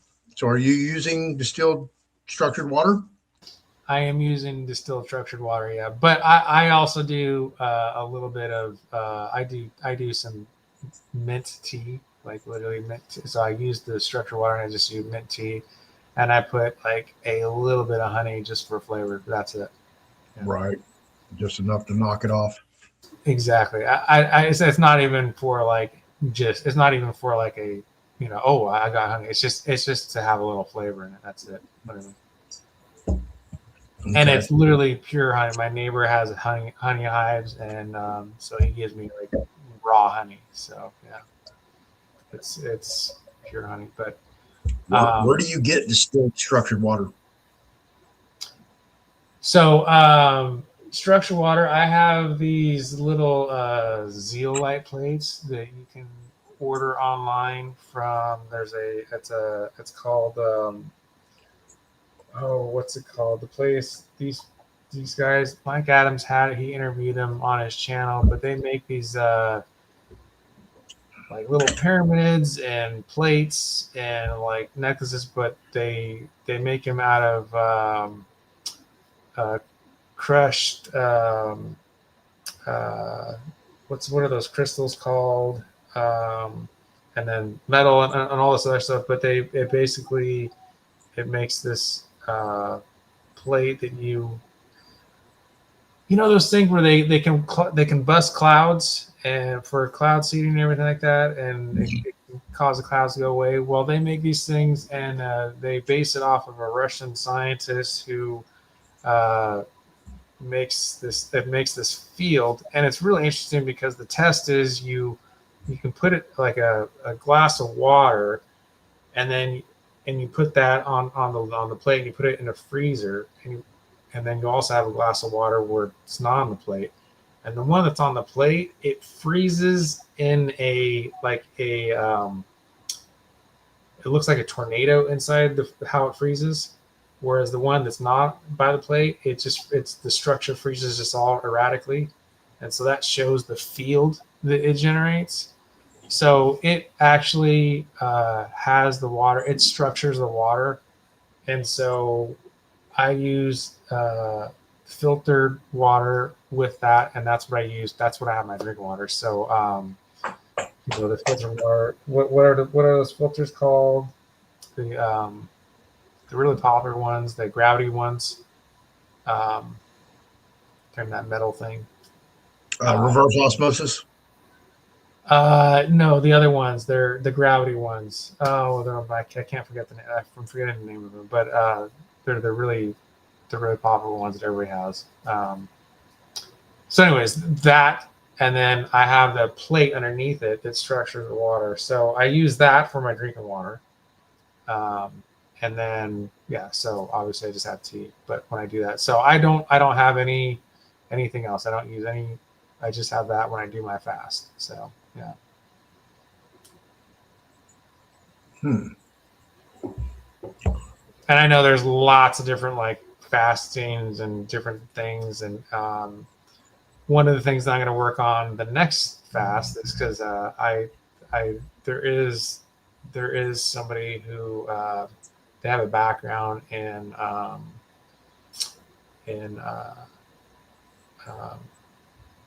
you know, they went to school for, you know, health and all this kind of stuff, and they're like, so whenever I've broken my fast, I'm like, sweet, my fast is over, and I'll like have like a nice big old like, you know, celebratory meal. And they're like, that's not how you're supposed to break your fast. You're supposed to, you know, like I'll like pizza or burger or something. They're like, you're supposed to have like rice, and you're supposed to have like, you know, just base protein, just like, you know, not all this other stuff. And I'm like, yeah, but it's a celebratory meal. And they're like, no, you're not breaking your fast correctly, because the whole point of the fast is to reset your system, and you're just, you know, junking it up. And I'm like, well, so I'm actually going to do the reset correctly the next time. So.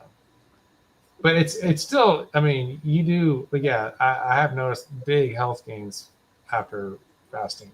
So. Okay. Let me jump over here real quick.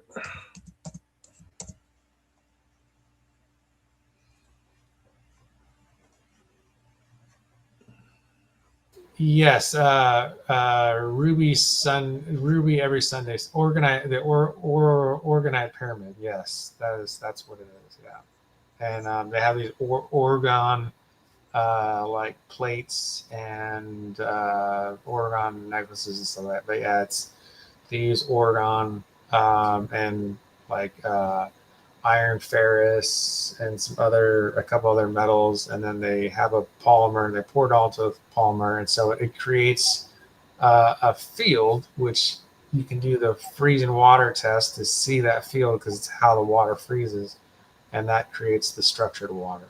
Yeah. All right. This is Sean right here.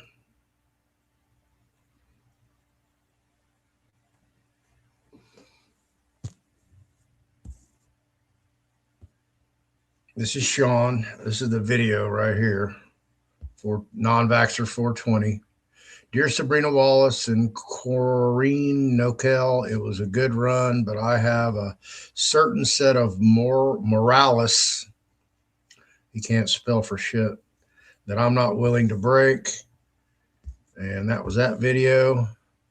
And then right here, Dr. Group and Dr. Anna bragging about the gold nanoparticles in Dr. Group's methylene blue product.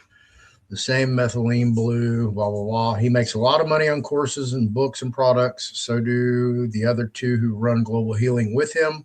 One business alone is $5 million. He also went to MIT Sloan at Harvard. And we discussed that. So listen, folks. Let me tell you something.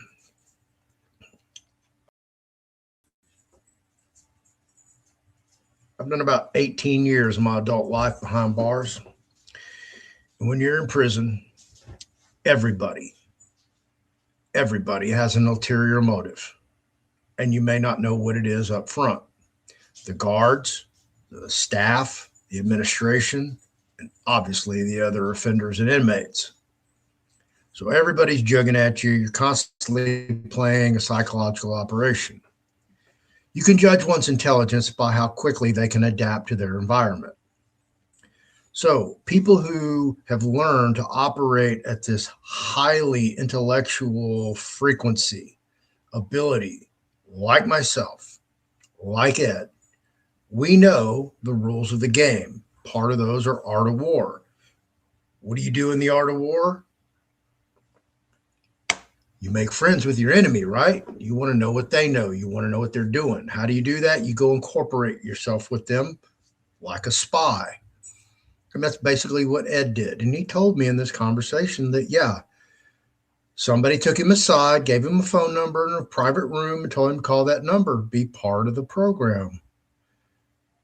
Ed told me he went home and he got in front of Daniela, his wife, and he burned the number in front of Daniela. I have no reason not to believe him. And I'm sure if I see Daniela and I pull her off to the side and I ask her about it, I'm sure she would confirm that. We were a very tight-knit group when we all hung out together. My baby mama took classes for Daniela. Daniela took classes for my baby mama at U of H. So there's a lot of history there that we have together. I remember Ed. I don't know. I forget who he was with. It could have been John. But we were down in New Braunfels at the Guadalupe River, and we'd gone down there, and Ed showed up, and he didn't bring any food, didn't bring any beverages, and I had a shit ton of canned USDA canned chicken. Yeah, canned chicken that I got from a friend of mine who ran a food shelter, food pantry, and a homeless shelter. So we ended up, I ended up cooking all that and making tacos for Ed and everybody. And, had I not had that food, we would all probably have starved. Ed's last name is Group, Group. Does not start with an S. Ed Group, Edward Group. His brother's Jonathan Group, John Group, Jon. You're welcome. You can go to his personal website, drgroup.com.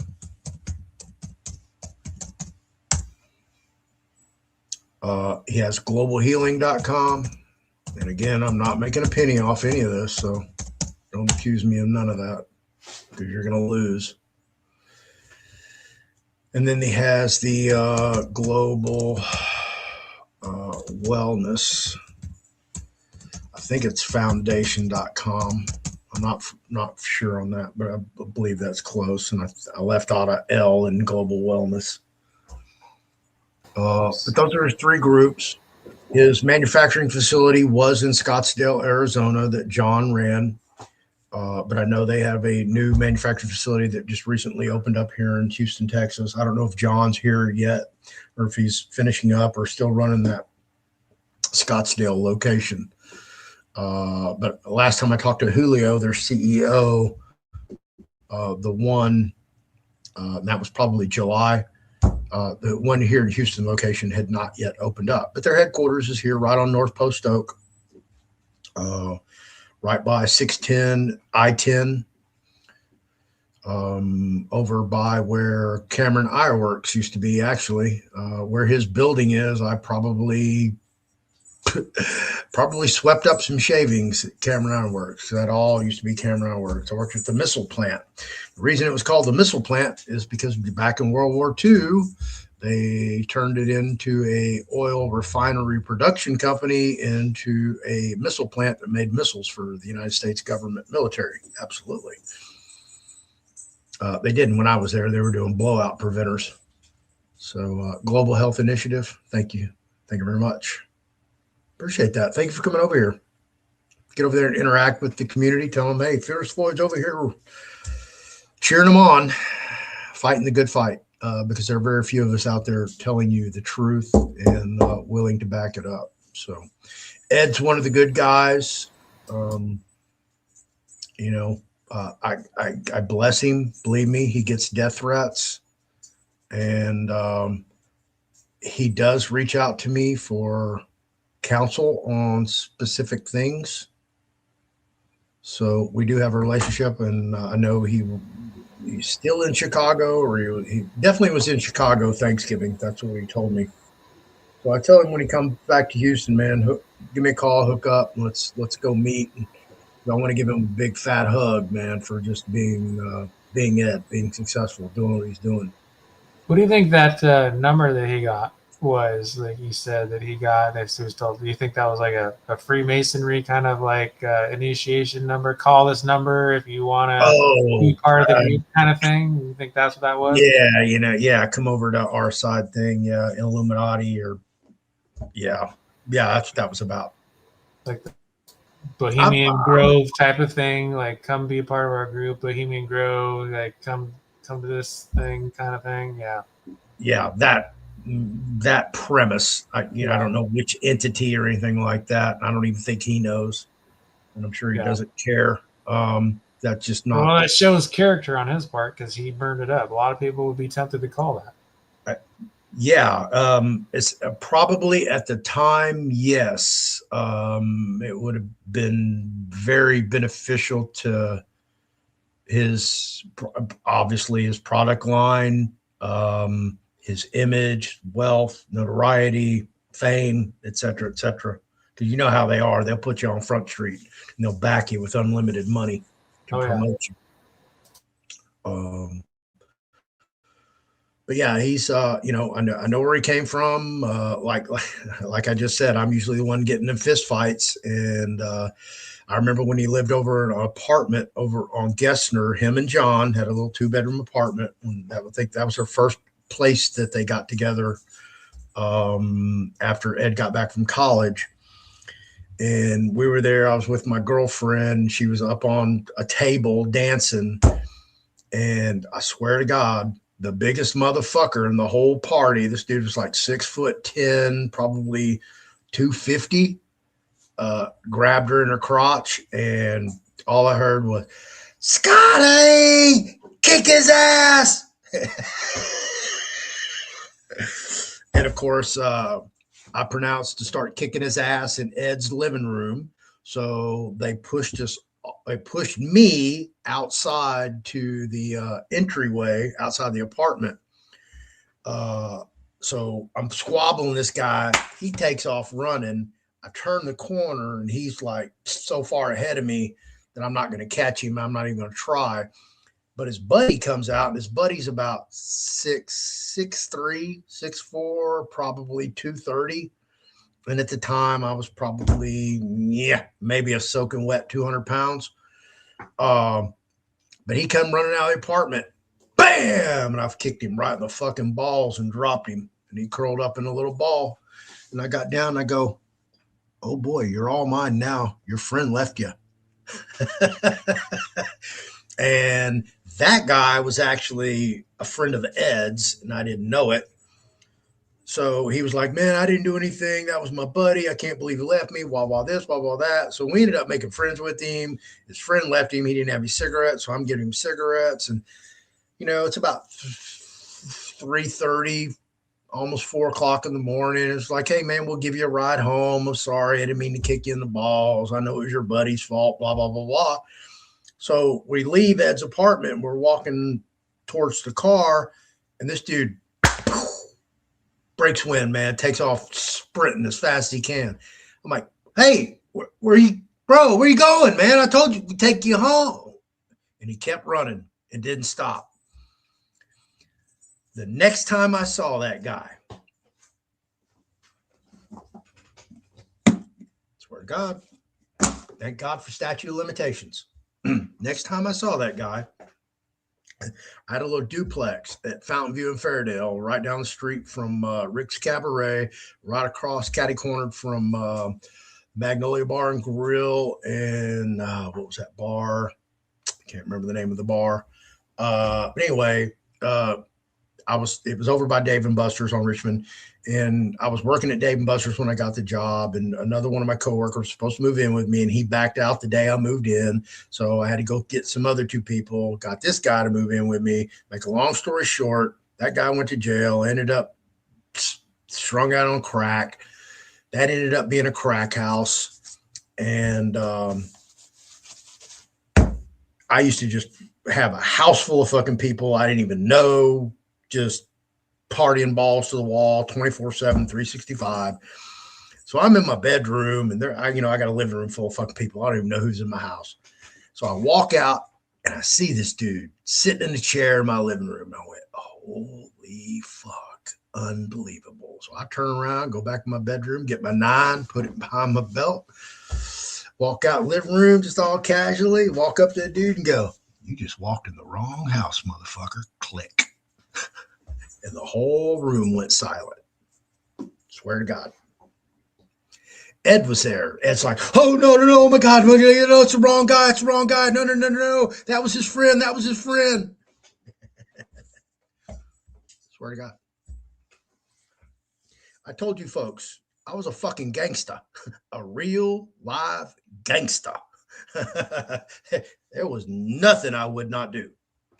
So when I tell y'all that I've tamed down my life and I come to here to tell you the truth because I have to compensate for all the transgressions that I made back then because I was a fucking moron, an idiot, juvenile delinquent who didn't give a fuck, had zero boundaries, none. In junior and senior high school, I'm out till whenever. 3 o'clock, 4 o'clock, 5 o'clock in the morning. As soon as I got a driver's license, man, I got my own bar scene. I got the whole party down. I know where I'm need to be on Wednesday night. I need to be at the Western Swings. I got $5 pitchers. Thursday, I need to be at Cardi's for when they have Thirsty Thursdays. So there were drinks were probably a quarter. 10-cent Tuesdays. Sundays was Midnight Rodeo. I had it all down, and I had this club circuit, and I just partied my fucking balls off until, they kept locking me up. And finally, this third time, they got my attention. So if you don't mind me asking, what did I go to prison for? Well, I've been to prison for several things. The last time was for a DWI. It was my third DWI, so they habitualized me because my idiot ass had 3 prior felonies, and they enhanced me to a habitual felony offender. Absolutely. You can go look up my record. It's a public record. Go to the Harris County District Clerk's office. You can look up everything. You can even Google my full name and find out most of it with all my litigation because it's in there. I wrote it in there. So the first time was for involuntary manslaughter. I got drunk at Cardi's and ended up running over somebody and don't even remember any of it. Several months later, because I was a full-blown alcoholic and drug addict and had plenty of money, had a job, and I don't know why, but went out on my coworker's 18th birthday, and me and him were slamming Jack Daniels, doing shots, trying to get up to 18. And of course, I'm in my 20s, and I'm drinking jackhammers, which are double jack with a shot of Coke and a tall glass, and plus doing the shots.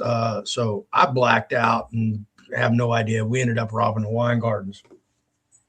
Then I'm out on mandatory supervision after doing 2 years, 10 months, and 18 days, and get set up by a family friend's sister that I didn't even know existed until I met her and trusted her. She ended up setting me up with Bob Romano, who at the time was a Houston Police Department undercover narcotics officer.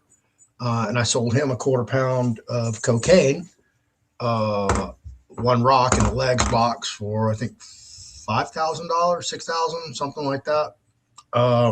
Didn't even get out of the car, got in the car with him. I handed him remember legs that came, the pantyhose came in an egg. They called legs. Well, it was a box and there was a quarter pound of cocaine in there. And I gave him the box. He gave me the cash, an envelope. I'm thumbing through the cash. I don't even get through all the cash. And my door opens up and I look up and I got a pistol in my eye. And then I look behind the pistol. And then, of course, it's city under siege. And the whole freaking SWAT team's there in the parking lot pulling me out of the car and arresting me for a quarter pound of cocaine. So I went to prison for about 16 months on that. Got out on parole and got off paper and got married and ended up getting a DWI in 2001. That was my third one. They habitualized me and went to prison for 14 years, 2 months, got out April 15th, 2016. I've been out for a little over 9 years, going on 10. Can you help me get off parole? That's been my goal. Get out of prison, get off parole. That's why I'm in this whole private process. There you go. There's my story. You didn't even get the elevator pitch because there's a lot more to the story. A lot more. I've been kicked out of Mexico, kicked out of the Boy Scouts, kicked off a prison unit, lived on the only 3 streets to be closed down by the Houston Police Department for crime. Link Valley, which they call Death Valley, Glenmont, which is in the Gulfton Ghetto, which was taken over by the Southwest Cholos, who were a band of Central American Indians who illegally immigrated here and created their own gang to sell narcotics. And DeSoto, which is right around the corner from here. I've lived with one of the most prolific serial killers in the state of Texas, David Owen Brooks, and I've dated Penthouse Centerfold or Penthouse Pets, Playboy Centerfolds. Lived in a penthouse, lived in a crack house. I've had a 4-bedroom house, fully paid for, a Mercedes convertible roadster in the garage, 2 BMWs in the driveway, one of the most smoking hottest chicks in Houston as my fiance. Yeah, I've had it all and I've lost it all. I've done it all. That's why I tell everybody, there's nothing you can take me to do that I have not already done to excess, to the extreme. Nothing. You want to go party? Bro, I've already done a week, 10 days. 2 states. Been there, done it. Nothing you can take me to do. I was telling somebody this the other night. I stayed up for a week smoking crack. We were going to go to New Orleans for Halloween. So sold the crack. I bought 1,000 hits of ecstasy, sold 500 here, took 500 to New Orleans. Well, I sold 500 in Baton Rouge, actually. Or, yeah, Baton Rouge. Was it Shreveport? One of the two. Baton Rouge, I think. Anyway, so we go to New Orleans. We get our hotel. And this is like Friday afternoon we get there. By Sunday night, okay, all 500 hits of X are gone. Yeah, there's only like 8 of us. And then everybody else brought, cocaine and all these other drugs. We're completely out of drugs. So by 3:30 in the morning, which was actually Monday morning, but it was Sunday, I'm in the back stall of a gay bar on Bourbon Street buying $20 bags of Coke from this dealer, one right after another, doing them, going, man, this fucking shit's trash. Come on, man. You ain't got no better shit than this, or fucking, where can I go buy some crack? I swear to God. And guy's like, looks at me and goes, lower 9th Ward? I'm like, okay, how do I get there? Do I need to take a cab? It's like, yeah.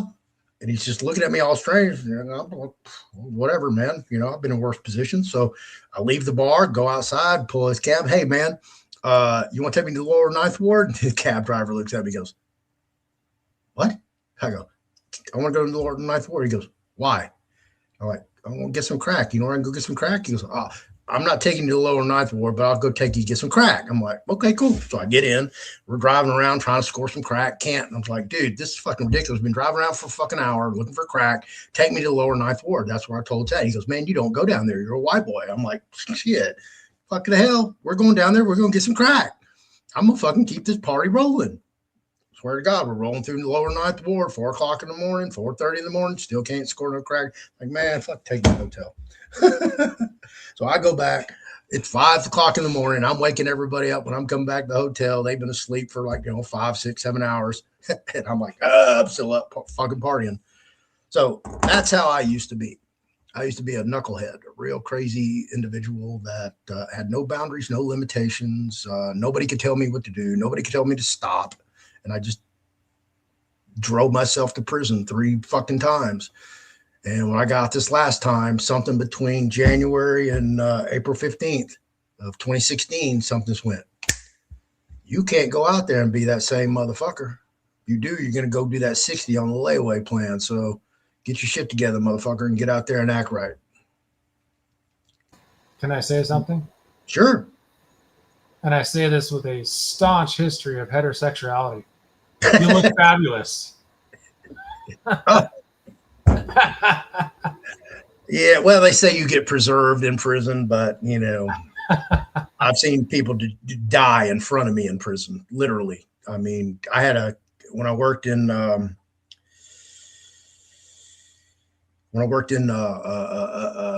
showers, clothing exchange. They had tailors that did all the repairs on the clothes. And one of these old guys, he was probably my age now, but he was old then. This guy literally got some chronic disease. I don't know if he had cancer or whatever, but he literally within 3 months just deteriorated before our eyes and sent off to hospice to die. Yep. Yeah, it's a trip watching people die in front of your eyes like that. insane because it's accelerated in there because they're not giving you anything to, assist you to rehabilitate yourself or recover or anything like that. They're, as quick as they can get rid of you, there's just one less headache they got to deal with. That's how they look at it. Well, for the life you live, you do look actually in pretty good shape. I mean you look good for living fast and hard. It's a fucking miracle I'm alive. I've been stabbed, shot at, gang fights, fist fights, prison riots. I've tried to start a prison riot on my own. I was the last one standing in the day room, cussing everybody out for leaving me there all by myself. And I didn't even give a fuck about what the issue was. The issue was because they have a main hallway. So they always want the TV at the main hallway to be the sports TV because that's where everybody's over there gambling in that section. And they want to keep an eye on people because gambling's illegal in prison. So the offenders on the block, they switched the TVs. So this was the movie TV and the far one was the sports TV. I don't give a fuck about either. So I'm in the day room waiting to go to the house and they're all bucking and they unplug the TV. Officers would come in, plug the TV back in, put the sports on that TV, put the movies on this one. They would unplug them again. It's like, we're not going to watch anything. They're like, no, you're going to watch sports on this TV. So eventually it's like, okay, we're going to buck. We're going to riot. And it's like, okay, cool. Fuck yeah. Some adventure. Finally, we're going to do something on this goddamn unit. And it was me and my ex-roommate or ex-cellie who was living on somewhere else on the block. And it was me and him standing under the fan on top of the bench with our T-shirts wrapped on our face, already wet. And there's the Ninja Turtles with the tear gas guns ready to storm in and riot us. And he goes, Lieutenants, your last chance. We're going to gas the hell out of you. And my cellie left, or my former cellie, and I went, you motherfuckers, you goddamn cocksuckers left me in here all the fucking alone. I don't give a fuck about these goddamn TVs. You some bitch ass hoe motherfuckers. Every fucking one of you. I'm calling your bitch ass out right fucking now. Next time we come day room, you got a fucking problem with me hoeing you out right now. Fucking catch me in the square. Oh, I was fucking livid. I cussed him out all the way to fucking cell, and I was still cussing until I started to do legal work again. Yeah. I had fun in prison. I enjoyed it. I really did, though. 14 years and 2 months I did there. When I left the Havens unit in Brownwood, Texas, I left it in disarray because I did a psychological operation on the entire unit and definitely on my pod. Oh, yeah. I think 18 years is very excessive. The prison system needs no. The whole system needs to collapse. Education, judicial, government, all of it got to go. Scrap it, and we need to rebuild a new society. Absolutely. So it's actually 60 years, and I get off paper in 2062 when I'm 100. Somebody please help me get off paper. Everybody says they have the answer, but who knows? And people who have issues with drugs and alcohol should be a separate facility. Those, oh, yeah, well, I agree with that. But let me explain to you what happens in Texas. So I had a DWI, right? I had 60-year sentence, which means I didn't come up for parole for about 7.5 years. So for 7.5 years, I just sat there in limbo. No chemical dependency treatment, nothing but AA and NA. And when you went to that, it was in a little cramped little room, and it's overcrowded and sweaty and hot and all that shit and uncomfortable, and nobody really wants to be there.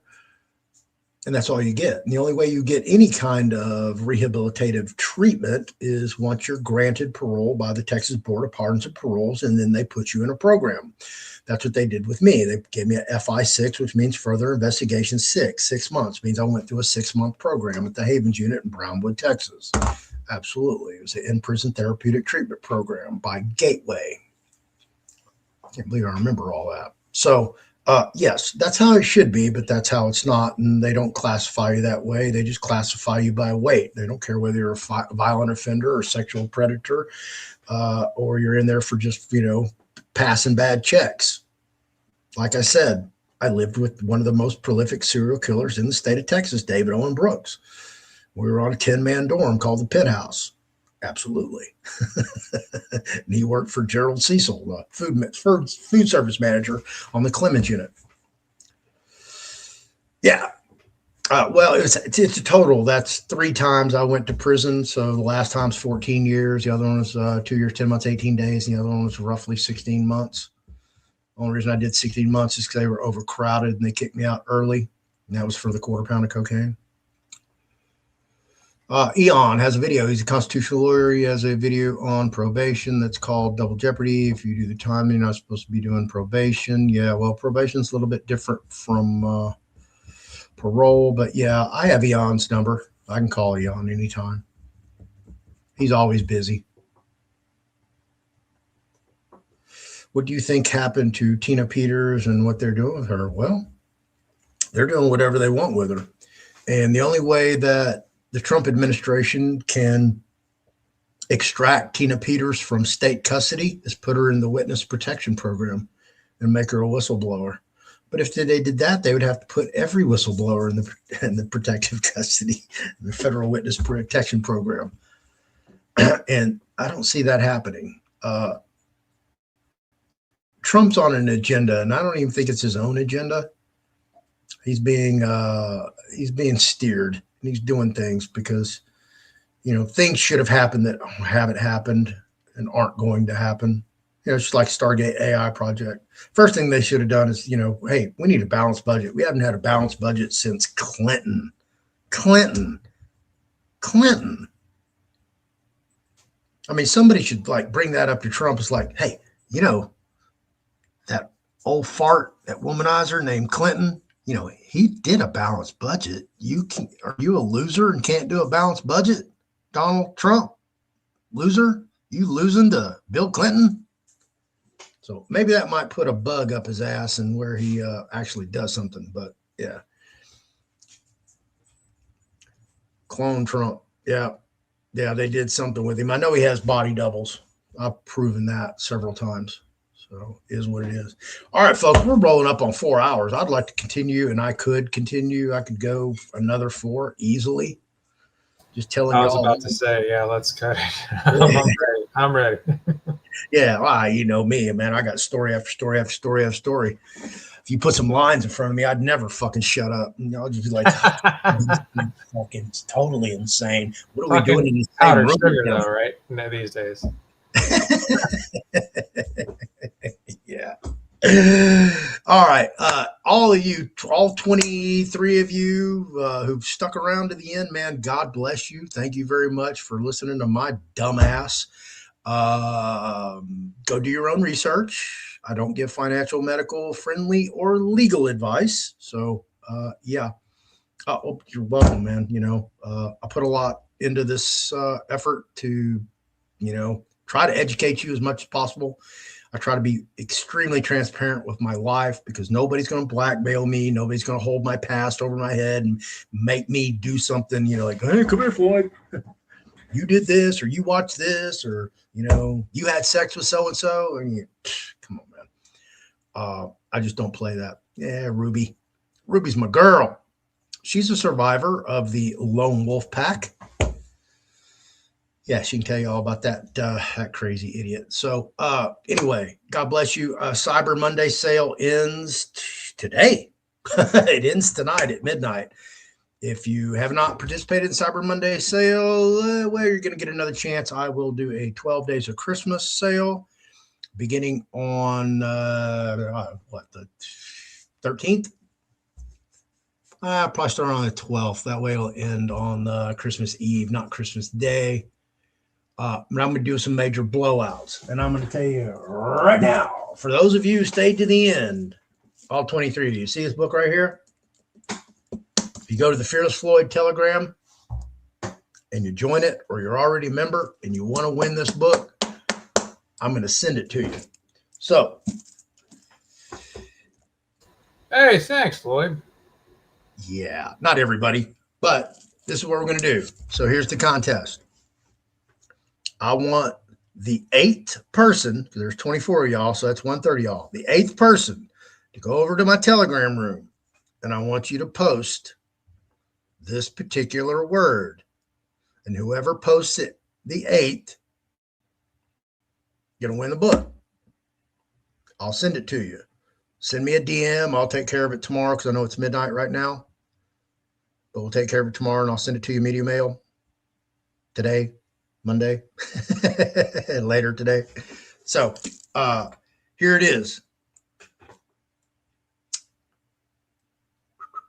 The word will be